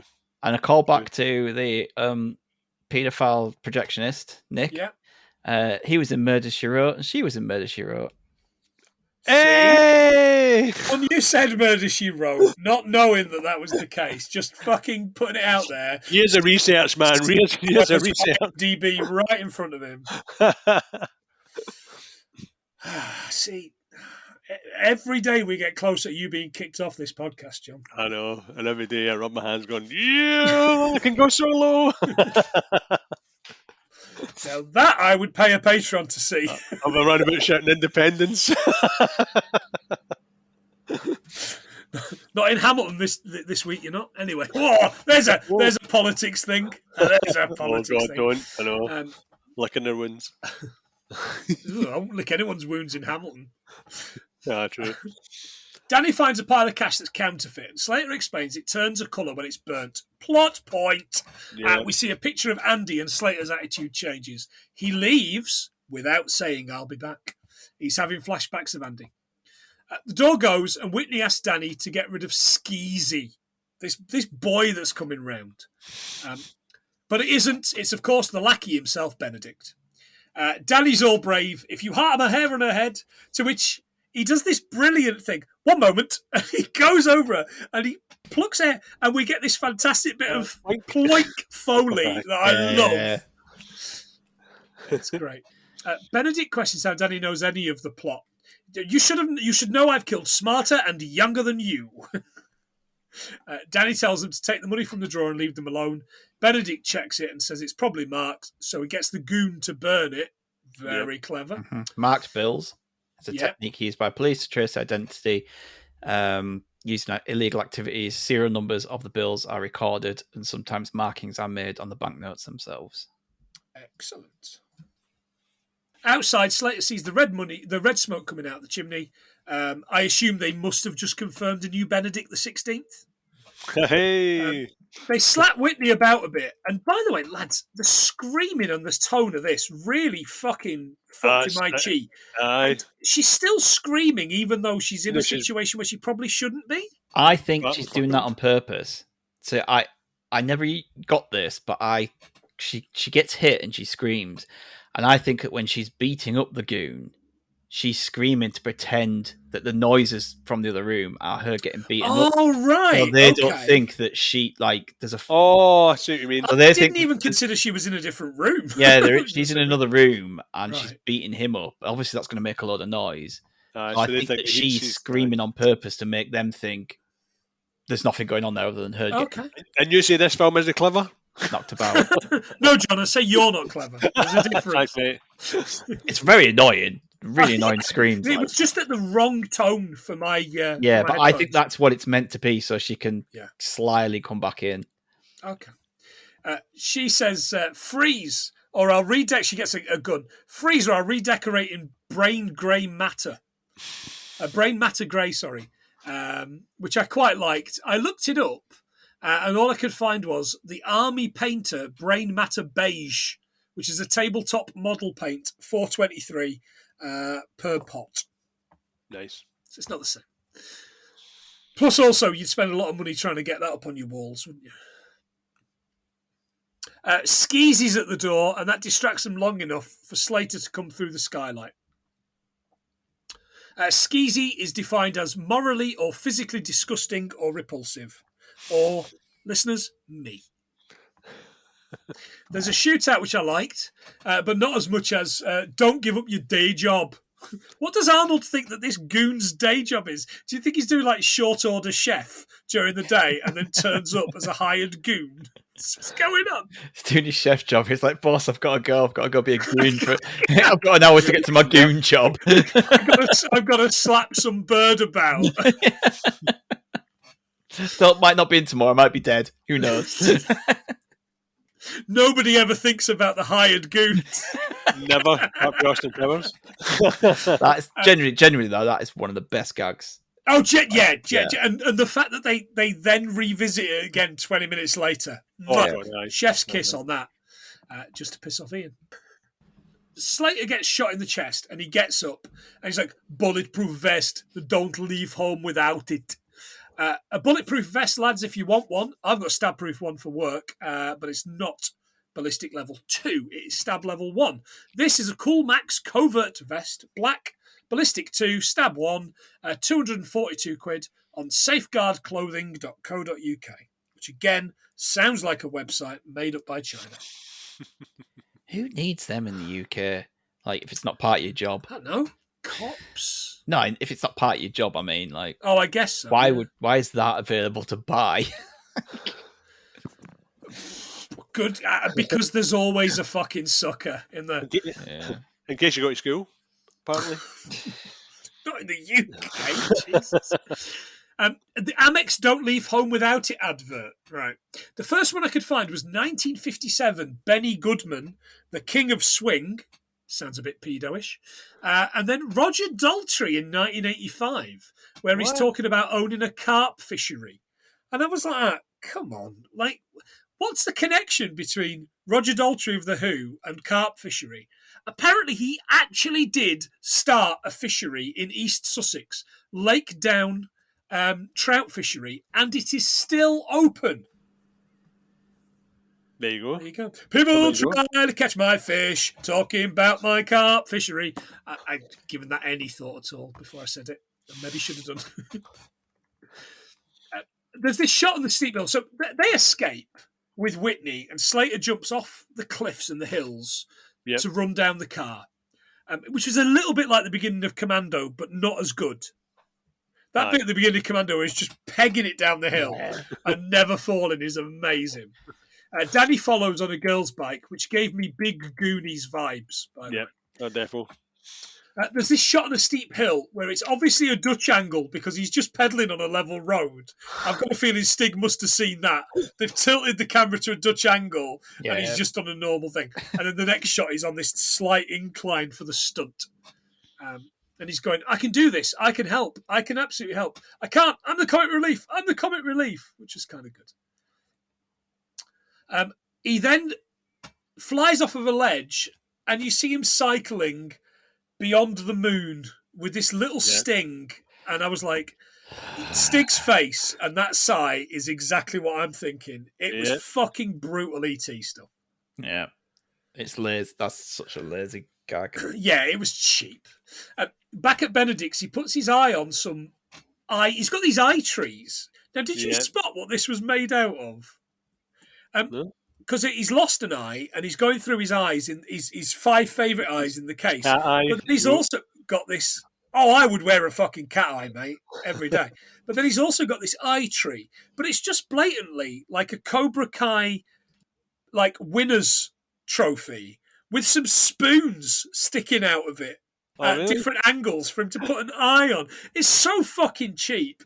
And I was like, is that on purpose cheap, or is it just the set designer's gone, I can get you something, father, don't worry about it. It doesn't seem very hygienic, does it, for something that you're going to insert into your body to just leave them on a shelf on a spoon? The ticket glows and he puts his hand through a wall just as the Twilight Zone theme starts on TV. We've done the Twilight Zone to fucking death. I'll delete my fact on that then. Sorry, mate. Apart from one, I got viewers sent in the scripts, didn't they? But did we say about all the characters for Star Trek in it? What?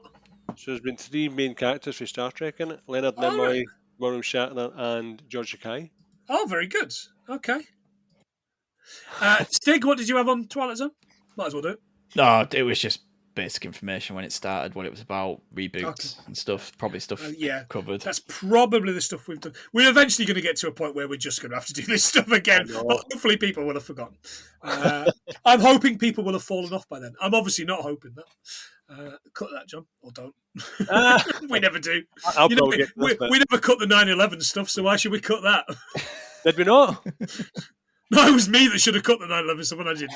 I never do. I never cut the 9/11 stuff. Why aren't we big in America? Massive in Afghanistan, though. Funny that. Back at Whitney's, he tries to get Slater to say a rude word, but he won't because it's a PG-13. Yeah. The first PG-13 was the Flamingo Kid. There you go, boys. So I've got here a Motion Picture Association film rating system. So snippets of language that go beyond polite conversation are permitted in G films, but no stronger words are present. Profanity may be present in PG-rated films, and use of the harsher sexual-derived words. If it occurs more than once, then it becomes an R-rated film. So they're allowed to get away with, like, one swear word, basically. All right, okay. That's in America, which... What a bunch of cunts. I know. Good cunt, so. And then I think like PG-13, like 12A is the same in here. So like in the recent Guardians film, there's a swear word in it. There is. And they're allowed to get away with one. Yeah. Just one. Well placed swear word. well, F-bomb anyway. There's a lot of Yes. This- They find Frederick's eye, and it's got the words, "Vengeance is mine." They spin it, and it blows up. The next scene is the chief spitting furious. You can't hear his words. Meanwhile, someone's partnered up with the black and white visualization of Humphrey Bogart, which I really liked. Yeah, I've got that here from Humphrey Bogart. I think it's from The Big Sleep. Yes, it probably is in that jacket and the hat, yeah. Or possibly the Maltese Falcon at a push. But yeah, absolutely. I love how the explosion, though, is like it's like the Predator explosion. It's so fucking big that it would kill everyone there, but it just doesn't. No, Yeah. it absolutely doesn't. What are you? Patience is talking to Slater, and he wants him to come to the mob family funeral. Leo the Fart was murdered. This is cheap. This is just shit writing. At Slater's apartment, it's empty except for a ninja in the wardrobe. Yeah. Which I was kind of like, okay, Kato, I'm all right with that. Slater shoots him. All his clothes in the wardrobe are the one same outfit. Again, I kind of liked it. We obviously never go back there. Slater has an idea. Leo the Fart was a very fat man, and that makes it okay to cut him open and fill him with nerve gas. Leo the Fart is going to pass gas one more time. The funeral, of course, is at the fantastically beautiful LA Hyatt, the Hyatt Regency Hotel.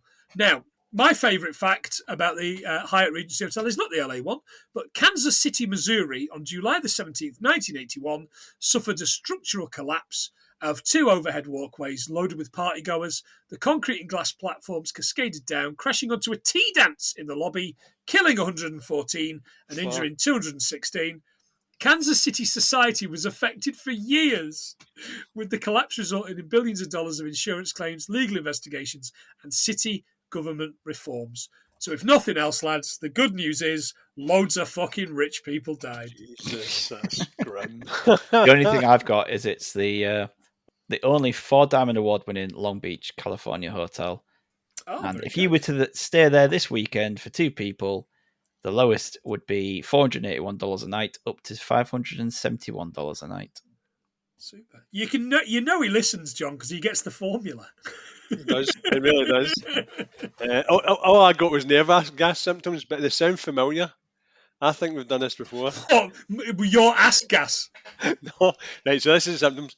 Stomach pain, nausea and vomiting, chest tightness and shortness of breath, loss of bladder and bowel control, muscle twitching, seizure, coma, then death.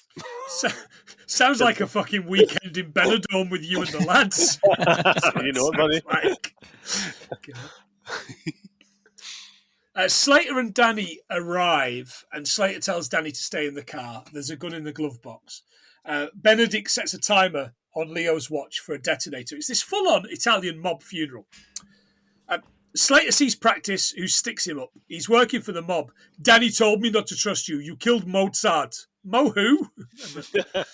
Danny arrives and points the gun. I kill a lot of people, I think is the line, isn't it? Yeah. I kill a lot of people.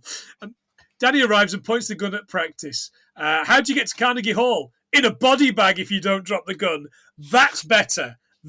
I like that line. I was into that. Practice grabs the gun off Danny and makes him chain himself to the pipe. Practice explains he's in with Vivaldi for the money, and while he's explaining, Danny unlocks the cuffs with the key that he got from the chap that cuffed him IRL at the start of the film. He pulls the gun on Practice, saying, "You made the biggest film mistake. Too much over chat." And then he continues to do that, and then Vivaldi turns up with this gorgeous fucking man with a golden gun, Yeah, wasn't he? that's beautiful. And sticks him up. There's 7 minutes till the gas goes off, and Slater and Danny are about to get iced by Practice until Whiskers saves them, killing Practice. Slater tells Danny he wants the crane on the rooftop in 2 minutes and heads up there himself. Did you like how the shot from Whiskers was like a proper cartoon shot as well? Like a Who Framed Roger Rabbit? Yeah. bullet shot. did Yeah, that it was make a proper like, bullets? like kind of Yeah, it was great that it wasn't normal gun sound. I always like that. Danny ends up waving a gun around and ends up in the empty cab, not for the first time.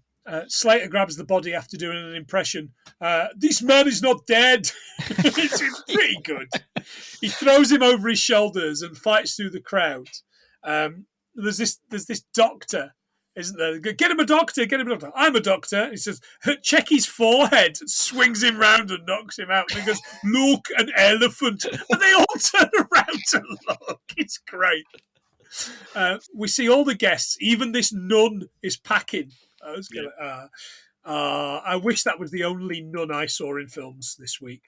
Unfortunately, I've just watched The Nun, and this weekend I'm going to be forced to watch The Nun 2, Mate, The Nunning. I know I am as well. That's the most depressing thing. Yeah, but you're doing it for your daughter. I'm doing it for my wife. It's for my wife. Oh, is it? Oh, mate. He's got pictures to see it? No. I'm not going to the pictures to see that shit. No, it's out. IPTV, baby. So I've put here high-rise crane, maximum Yes. unsupported height 265 feet or 80 meters. It can reach taller if attached to a building. Maximum reach 230 feet and maximum lifting power 19.8 tons or 18 metric tons. Nice. Just about picked me up then. I love the fact that you said high-rise crane and all I could think was, oh, really, Niles? Fraser's boss. Yeah, so it was, yeah. So the crane hook swings around and Slater throws the body onto the hook before jumping onto the elevator, which is on the outside of the building, which, by the way, made me feel a bit sick and also made me think of that outside elevator in the mall in Commando. Film. I was going for True Lies. Oh, is there an outside? I just remember by the horse and all that. Oh, so there is, yeah. See, we could have done Commando, but I really don't think you'd get much fat. Nothing. It just would have been cars and bullets and guns. Yeah, we're currently on a lot of numbers. I'm just kind of half checked the numbers there. It's big. So yeah, we wouldn't have got that. He gets shot at by the helicopter as it arrives at a floor with these mob goons. He drops to the ground and all the mob lads are murdered. The helicopter's about to shoot Jack and Danny smashes it to bits with the hook. Slater falls out the elevator, manages to grab hold of the corpse and the hook before spotting it's got 1 minute till detonation. Danny swings them over a tar pit, and both Slater and the corpse fall in. This is a real tar pit. Yeah, we know. Yeah. Everybody's got it. Well, not only have we got it, but John, where did we see this tar pit before? Oh, we've seen it, and it's annoying. Paul will tell you. Death Wish 2. I was at the tar pits getting rid of motherfuckers. Yeah, these tar pits are on that. What have you got, boys? I've just got where they're from. La Brea Tar Pits is an active paleontology research site in urban Los Angeles.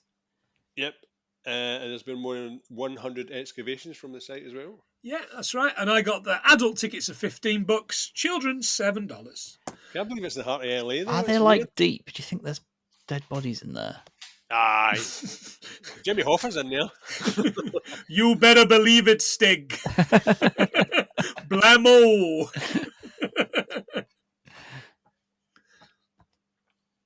The corpse explodes, but it just causes like a bubble of tar. And that's when Whitney shows up with a monster truck with clothes for Slater. Yeah. Please tell me someone got the monster truck, because I didn't bother. No, I didn't. Fuck us right in the face. I think they're customised anyway. Do you know what? Okay. As much as we moan about how this is not clever, when he wipes the tar off him, and Danny makes a joke about how in a normal situation, like that would stick to a normal person, and he does, and he wipes himself clean because obviously in every film you ever watch, someone gets muddy, but in like 2 scenes later, they're not muddy anymore. Even his face, when he wipes his face, his face is that's actually. I think that's actually quite clever. That bit. Yeah. I'll give you that, boys. Yeah. Back at Vivaldi's, he's in the pool and wants to know how it went. It was a complete and utter balls up. I've had a terrible day, thanks to you. He pulls a gun and he blows him away. This is the 360 line, by the way. Yeah. He's got, it's a complete, it turned out to be a complete 360. It's a 180, you idiot. That's the joke that people used to make about the Xbox. Oh, do you know why it's called a 360? Because you walk in the shop, you see it, and you turn around and walk out. And I'm saying, no, you'd just be staring at the Xbox again.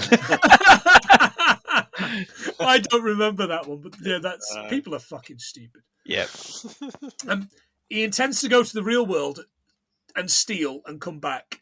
I love the line from Toru Tanaka here. You want me vacuum now? No, thank you, but the pool could use some attention. And he just fucks off. It's great. Slater drives the monster truck in, roughs up Benedict before throwing him and sending him through the portal and out of the film. Usually that makes a hole in the wall. Danny explains the portal and they emerge into New York in the theatre. They follow Benedict out and into the streets, and he grabs a cab at gunpoint. Slater's amazed the cab doesn't blow up when he shoots it. I think the taxis here are bulletproof. It's quite a good line. They take chase in a car, and Slater makes Danny get out of the car before playing chicken with the cab. He survives, but he's overwhelmed by the fact that he's on a massive cinema poster. They head in to see Nick, where Danny explains how the ticket works. He says, I can go and see Jean Harlow or Monroe in bus stop. And that's where he sees Slater. I'm sorry, sir, but I've never met a fictional character before. It's pretty good. I like how he's like, I'm going to go see Monroe. And if he goes into that film, like, she isn't just going to see this creepy old man just like, exactly. Like leching over her. I'm sure she saw plenty of that. Yeah. Before she was murdered by the president. Danny takes Slater to his apartment. Hello, Mrs. Madigan. I'm the famous actor Arnold Braunschweiger. He's just not getting it. That's the joke. On the streets, Benedict spots a mugging for a guy's shoes and realizes there's no screams or sirens. Now, these are the best lines of the whole film for me, easily. He says to him, excuse me, would you help me test a theory? And he shoots this mechanic. Nothing, no cops. Hello, I just shot somebody and I did it on purpose. I say I've murdered a man and I want to confess. Hey, shut up out there! There's just people walking at the opposite side of the street as well. Like, they don't care. They're so used to hearing gunshots. They're like, yeah, whatever. Because it's the Warriors, New York. That's where they live. I mean, it was like this era of New York was. Yeah. This was before Rudy Giuliani had murdered all the homeless people, Stig. Don't forget. Yeah. Lest we forget. How could we ever? Next morning, Danny heads into the kitchen and Jack and Mom are talking. He's never talked to a woman before. It's neat. He says, I'm the only witness, like the kid with Harrison Ford. She says, there's no comparison. We're not Jewish. He says, Amish. She says, whatever-ish. Which I really liked, whatever-ish. I actually looked that up because I didn't know what he was talking about, and obviously the film was just called Witness. So yeah, have you seen it? It's a great film. Yeah, it's really, really good. By the way, this was Professor Toru Tanaka's last credited performance. His last film was Hard Justice with Charles Napier, but was uncredited. On the radio, we hear Mozart. He says, I like this music. Oh, it's Mozart. The guy Practice killed? Okay. Yeah, it's Marriage of Figaro Overture. Oh, right. Okay, yeah, from the Barbara Seville? Question mark? Don't Maybe know. Not? I just got it premiered in 1786 at the Berg Theatre of Vienna and considered one of the greatest operas to ever be written. It's all right if you like that kind of thing, I guess. Need to manage your own strings, but it'll do. They head up to the viewing platform on the Empire State Building. £36 per person if you want to go up there. Sorry, John. Do you know, like, genuinely, it seems pointless going up there because you don't get to see the Empire State Building. No, but you do get to see Q the Winged Serpent. Exactly. And the love egg. That big love egg. And you get to see the egg cop. Stig's looking and going, I don't listen to Hallmark of Greatness. I don't get the reference. We did that on Hallmark of Greatness. Q the Winged Serpent and the egg cop. Something else. Meanwhile, your man Benedict is speaking to the Ripper about killing the real Arnold, which I thought was a really fun twist. I never saw it coming. Jack spots Benedict in a car and runs after him, only finding the car empty but for the cabbie. He shouts at him, Rubber Buggy Baby Bandits. Was that right? No, Rubber Baby Bandits. He goes, ha! You weren't expecting me to say that? Yeah, Rubber Baby Buggy Bumpers. All right, okay, yeah. It's a known US tongue twister. Oh, is it? All right. apparently, and the name of an album from Trout Fishing in America, but that was like 2013, so way after this film. All right. Okay. Oh, very good. Obviously, Trout Fishing in America is a famous Roger Daltrey album, surely. By Roger Daltrey. Yeah, you see, yeah. He finds a paper and we see he's crossed out the picture of Arnold. Now, it all fucking goes off now because we end up at a premiere for this movie and we see the real Arnold and his now ex-wife, Maria Shriver. Divorce was just finalised. By the way, the divorce was just finalised in 2021. Yeah, That's been it's recent, fucking that. good. Fuck, really? Aye. Yeah. 86 to 21. Fucking hell. Jesus Christ. They've got 4 kids. One of them is married to Super Mario. It's me. Oh, don't get me fucking Yeah, one's married to Chris Pratt. My personal favourite Chris Pratt wife is the ex. So what I mean like. the one with The one for Scream? You mean the No, one with no, the disabled son that they have? But that it's just her left. fault. It's her fault Yeah. that she had a disabled son. Nothing to do with the fact that he's middle-aged and having kids. Yeah. He's just Anyway. a bit of a bellend, isn't He's he? a piece of shit, isn't he? Not the worst Mario, though. I stand by that. I thought the Mario... And I know we've done the Mario movie to fucking death, but I was really, really surprised at how much I loved that Mario movie. And I didn't just like it. I loved it. Oh, really? Yeah, I loved it. If you play games and you've played Mario games, it's hard not to. Yeah, Like, the plot-wise, it's just there's fucking out there, really. yeah, So and nothing happens. but it's fun. But it's got enough of the little fucking bits, and Mhm. yeah, it's really sweet. So It's really sweet. the actual Jack Slater 4 premiere Yeah.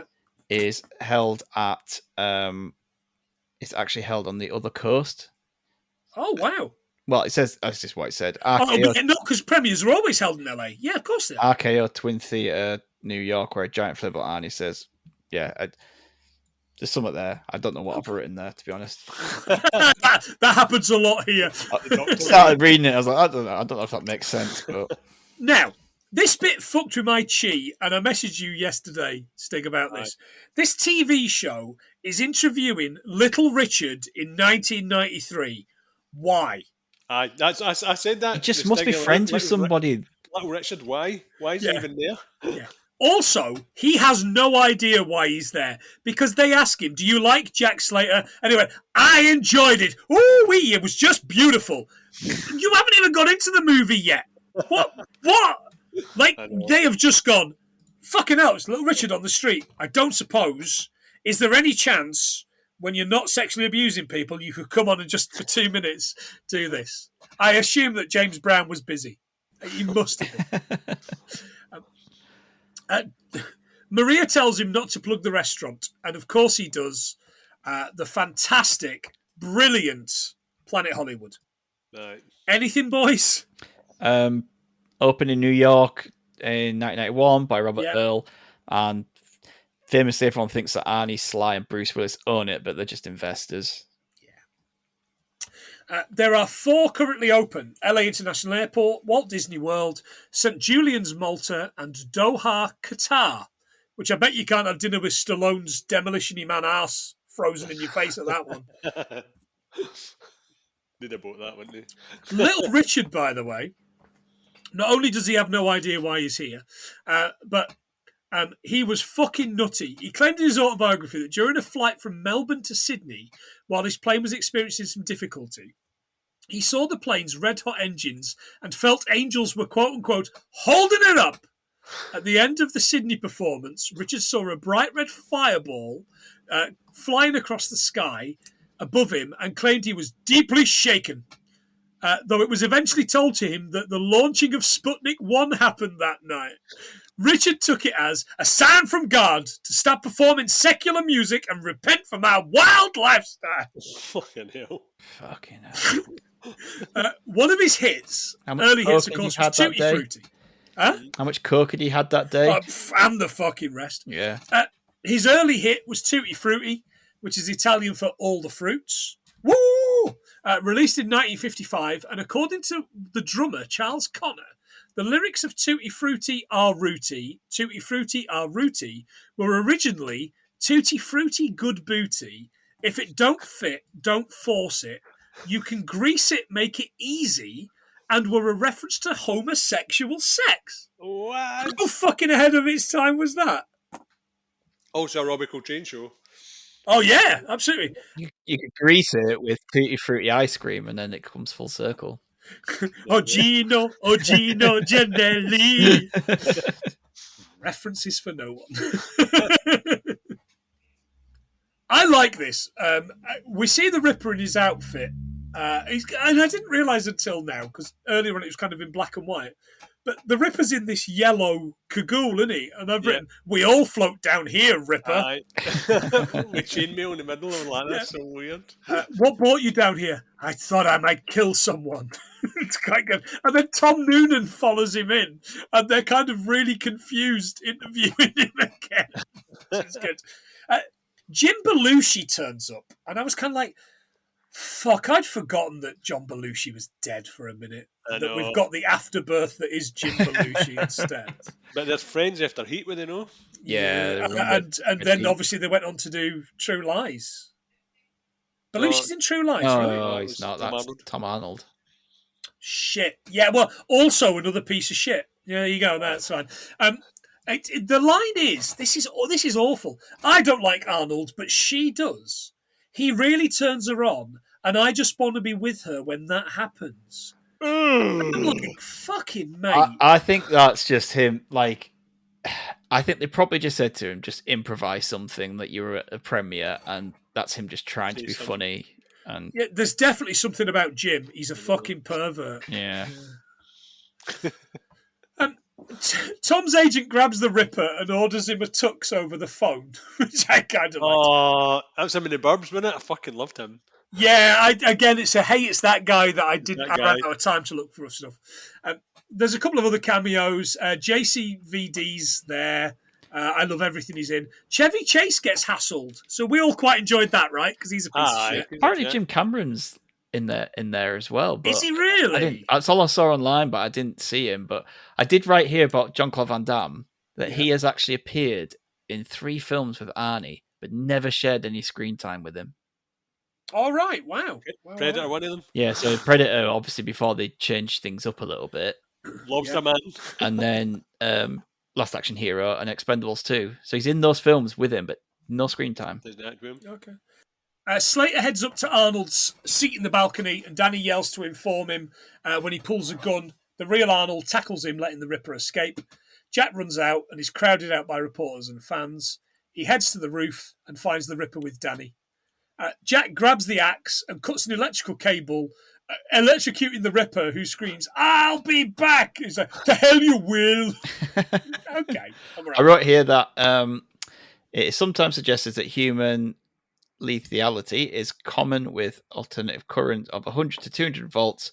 However, death has occurred below this range with supplies as low as 42 volts.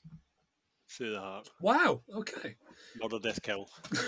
That's actually my last fact of the film. All right. Okay. Good stuff. Danny falls over the edge, but Slater grabs him and hoists him up on the roof where Benedict's waiting for them. I mentioned before he's got the Joker's Batman gun. It's all very thing with it, isn't it? See the whole set on top of that. It just feels very Blade Runner. Yeah, it does. Yeah, with the rain. Constant I love how when Danny's actually hanging off that gargoyle. Yeah, that he doesn't look like he's holding on properly at all. Like, no. I was like, he's just like kind of stuck to it. Yeah, his legs don't look like the wrap round. His fingers, like, there's no way you're holding on with your fingertips like that. It looks so shit. Shit. It is shit. He mentions loads of film characters he wants, including Rosemary's Baby, which I would love to see. Like, Rosemary's Baby turned up. He goes, in this world, the bad guys can win. And I was like, yeah, Tories 2023, mate, it's proof. Kruger as well, wasn't it? Freddy Krueger. Ahead of its time. Benedict pulls the trigger on his long boy and it cleaks. And he goes, "What's wrong, Benedict? Did you make a movie mistake and forget to reload?" "No, I just left one chamber empty." And he blows him away. It's fucking brilliant. Danny rushes Benedict and he pistol whips him before pulling a knife on Jack. Danny throws Jack a gun and Jack shoots the ticket and explodes, as does Benedict. Or does it? We see the ticket float down to a cinema showing The Seventh Seal, and this causes death to come out of the film. Of course, lads, you must have spotted who it was. Yep, Gandalf. Oh, it's the Seventh Seal. I thought it was still. I made that earlier joke about Macbeth. Hamlet. I thought it was Hamlet. No, this was, of course, Magneto. Yeah. You should have let me play death when you had the chance, Charles! The Seventh Seal is based on Bergman's play Wood Painting, which also ended up being a musical in the shape of Paint Your Wagon. It's not a real fact. I made that one up. The film was selected as a Swedish entry for the Best Foreign Language Film at the 30th Academy Awards, but was not nominated. The winner was Italy and Fellini's Night of Cabrera, which is a great film. He basically, Jack's on his way to the hospital. Danny wants to take him back to where it's only a flesh wound. He pulls a gun on the paramedics, and the paramedics vanish, and he ends up driving the ambulance back to the cinema and Nick. He puts the film back on, and Danny wheels him down to the screen, but they've been followed by death. Danny pulls the gun on him and tells him that Jack stays. He agrees, look, he's not on my list, I'm not going to kill him. But you, Danny, you are. He says, so what, you're going to kill me now? He says, no, you die a grandfather. But I can't help Jack, because fiction isn't my forte. I've written, unless, of course, it's Butch and Sundance, the early years. I did like when he was wandering the streets, he just like touched that cop. He just walking past. Starts coughing to death. Yeah, it's pretty good. That's that coffee bloody Die Hard, wasn't it? Prick. He tells Danny he's brave but not clever. Fool of a toque! And to look for the other half of the ticket.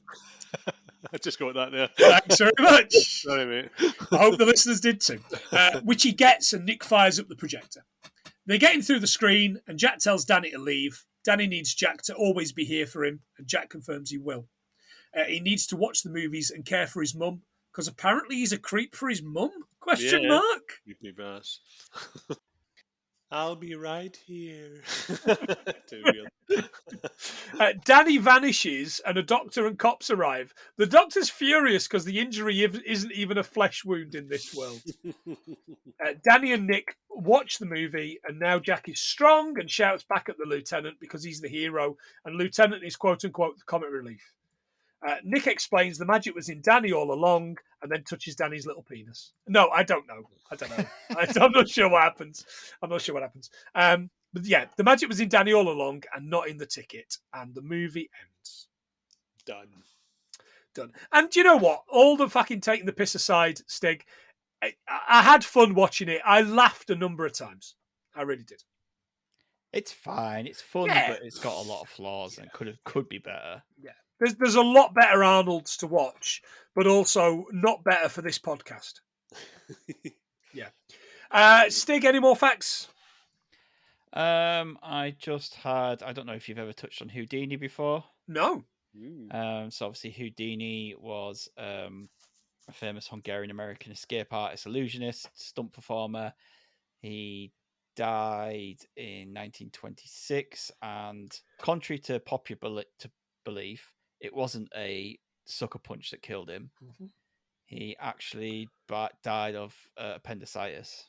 Okay. So it's kind of a sucker punch. Yeah. It might have been like the punch might have helped burst his appendix, but like he already had, there was already something there wrong with him. Okay. Tony Vivaldi is obviously Sicilian. There's part of the Sicilian mafia, I presume. That came from the organized crime from the 19th century. Yeah. From Sicily. There's a moment where Benedict mentions the red eye. Yes, he does. Yeah, got to catch the red eye. Yeah, commercial aviation, a red eye flight is a flight that happens overnight where there's insufficient time for passengers to fully sleep. It's the term derives from symptoms of fatigue. Or when you fart in someone's face. Bankai. Oh, I see. Yeah, okay. Slater punches a window and hurts his hand because obviously in the films they use breakaway resin and not real glass. And finally, I just noticed that one of the picture houses was showing Night of the Living Dead. Oh, George A. Romero film. Mm-hmm. That was it. Fantastic, John. We've already done MC Hammer, but his last movie was Zoolander 2, so I'm not watching that. Was he in it? Aye. Yeah. Is he dead? MC Hammer? Yeah. No, according to the IMDb, okay. no. Okay.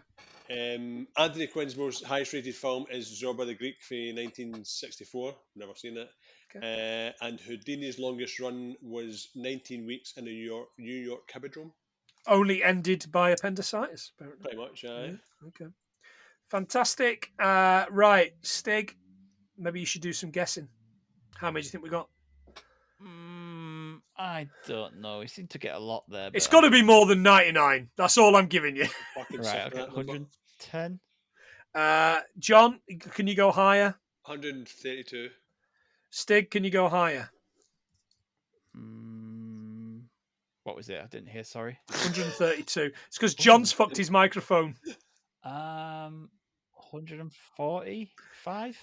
It's higher, John. 169. Nice. Stig, could you go one higher?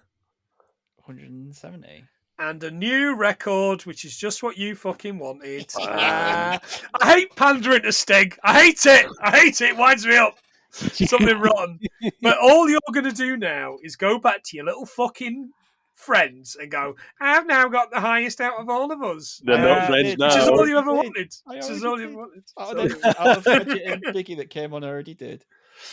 Yeah, and I didn't need to rely on music and to pull it up there. No, but you did rely on appendicitis and guns. It's a fact. He died of appendicitis, not a punch to the gut. Did he though? Did he, or did he? No one was knows. it a punch to the gut? Nobody will ever know. Yeah. So well done, mate. You are the new record holder with 170 from this film. From this fucking film. Yeah. A film which technically takes place in a fictional place. Yeah, but also is paid for by all the advertising. Yeah. Why don't you tell the lovely listeners once again where the fuck you're from? Modern Escapism. If you head to modernescapism.co.uk, on there you'll find our main podcast where we do the news and reviews for pop culture. We've got Do Dragons Dream of Scorched Sheep, which is shit! You're back with a one. Sorry, I'm interrupting because I'm so excited. But you're back with a one fucking shot. Yeah. So it's our D&D player podcast. At the moment, we're mid-season, so we're doing a one shot, which Oodles is actually DMing. Usually, it's Gadget, and this one is set in a Western world. So it sounds like AIDS just from that concept, but I'm sure it's going to be. I mean, the voice acting is going to sound like AIDS. Oh, amazing! It's 5 white British people trying to put on American Western accents. Hey lady, how you doing? Yeah, but no, it was fun. It was a lot of fun. So that's out now. You can get that, and then every Thursday is our regular podcast. Fantastic. I like to say I listen on day one, but I just don't have time to listen to all the podcasts I listen to now. I've got too many podcast mates. So yeah, fantastic. But yeah, give them some money. Well, don't give them some money. Give me some money. Just listen to their free stuff, and then if you've got money left over, give them some money. Fantastic. Yeah, if you give us a quid, we'll give you a shout out. So people to shout out: Jen Stewart, Rob Jones, Megan, Dale, and Ali. Maria, Paul Parks, Ian McComish, Emily Vint, Nigel Davis, Dan and Gavin Belson, Aaron Huggett, Joe Higgins. Oh my God. By the way, we're doing an actual Hallmark of Greatness film this week. Punk from What the Fuck Do You Want? Some twat called Biggie, Mono, Ian from Cult Connections, Gavin McGill, Gavin Belson, Josh Wilson, some twat called Stig, Gadget, it's Stu. Gadget from Modern Escapism, my lovely wife Rachel, and Phil Farish. Fantastic people, but this has been too fucking long without me going into all that. If you've got a problem with it, let me know and I'll be nice to you on Twitter. Yeah, what the fuck, Twitter? Who's on Twitter anymore? Like, I post one thing a week on Twitter now, and then every now and again, I want to be insulted. You're on the podcast. That's surely big enough insult for you. You fucking prick. 170 though. I love the fact is me insulting you like you putting cigarettes out on your arm. Because that's hot. The highlight of the podcast getting insulted at the end. Right, okay. Well, we'll do more on that. But as John will point out, because he looks at my face when I'm doing it, I feel really uncomfortable when I'm doing it, even though I really promised does. that as a tier at the very It start. really does. I might have to up it for more money I might have to do like an OnlyFans. Sometimes you you can't switch your camera off in OnlyFans, but you turn yours off, or you turn it. It's still right. It's still normal. Can't do it. I've gone purple already. Stig, thank you so much for coming on. Cheers, I know you've been pestering us, but I honestly, a big number. We were desperate for the writer's strike to end. But for even better reason to have you back on. So it's really good. We'll have the guys back on. Oodles is due, but it's such a fucking wild card, man. You don't know what Oodles you're going to get. We could get 3 things. We could get 3 million things and still be here 5 weeks on.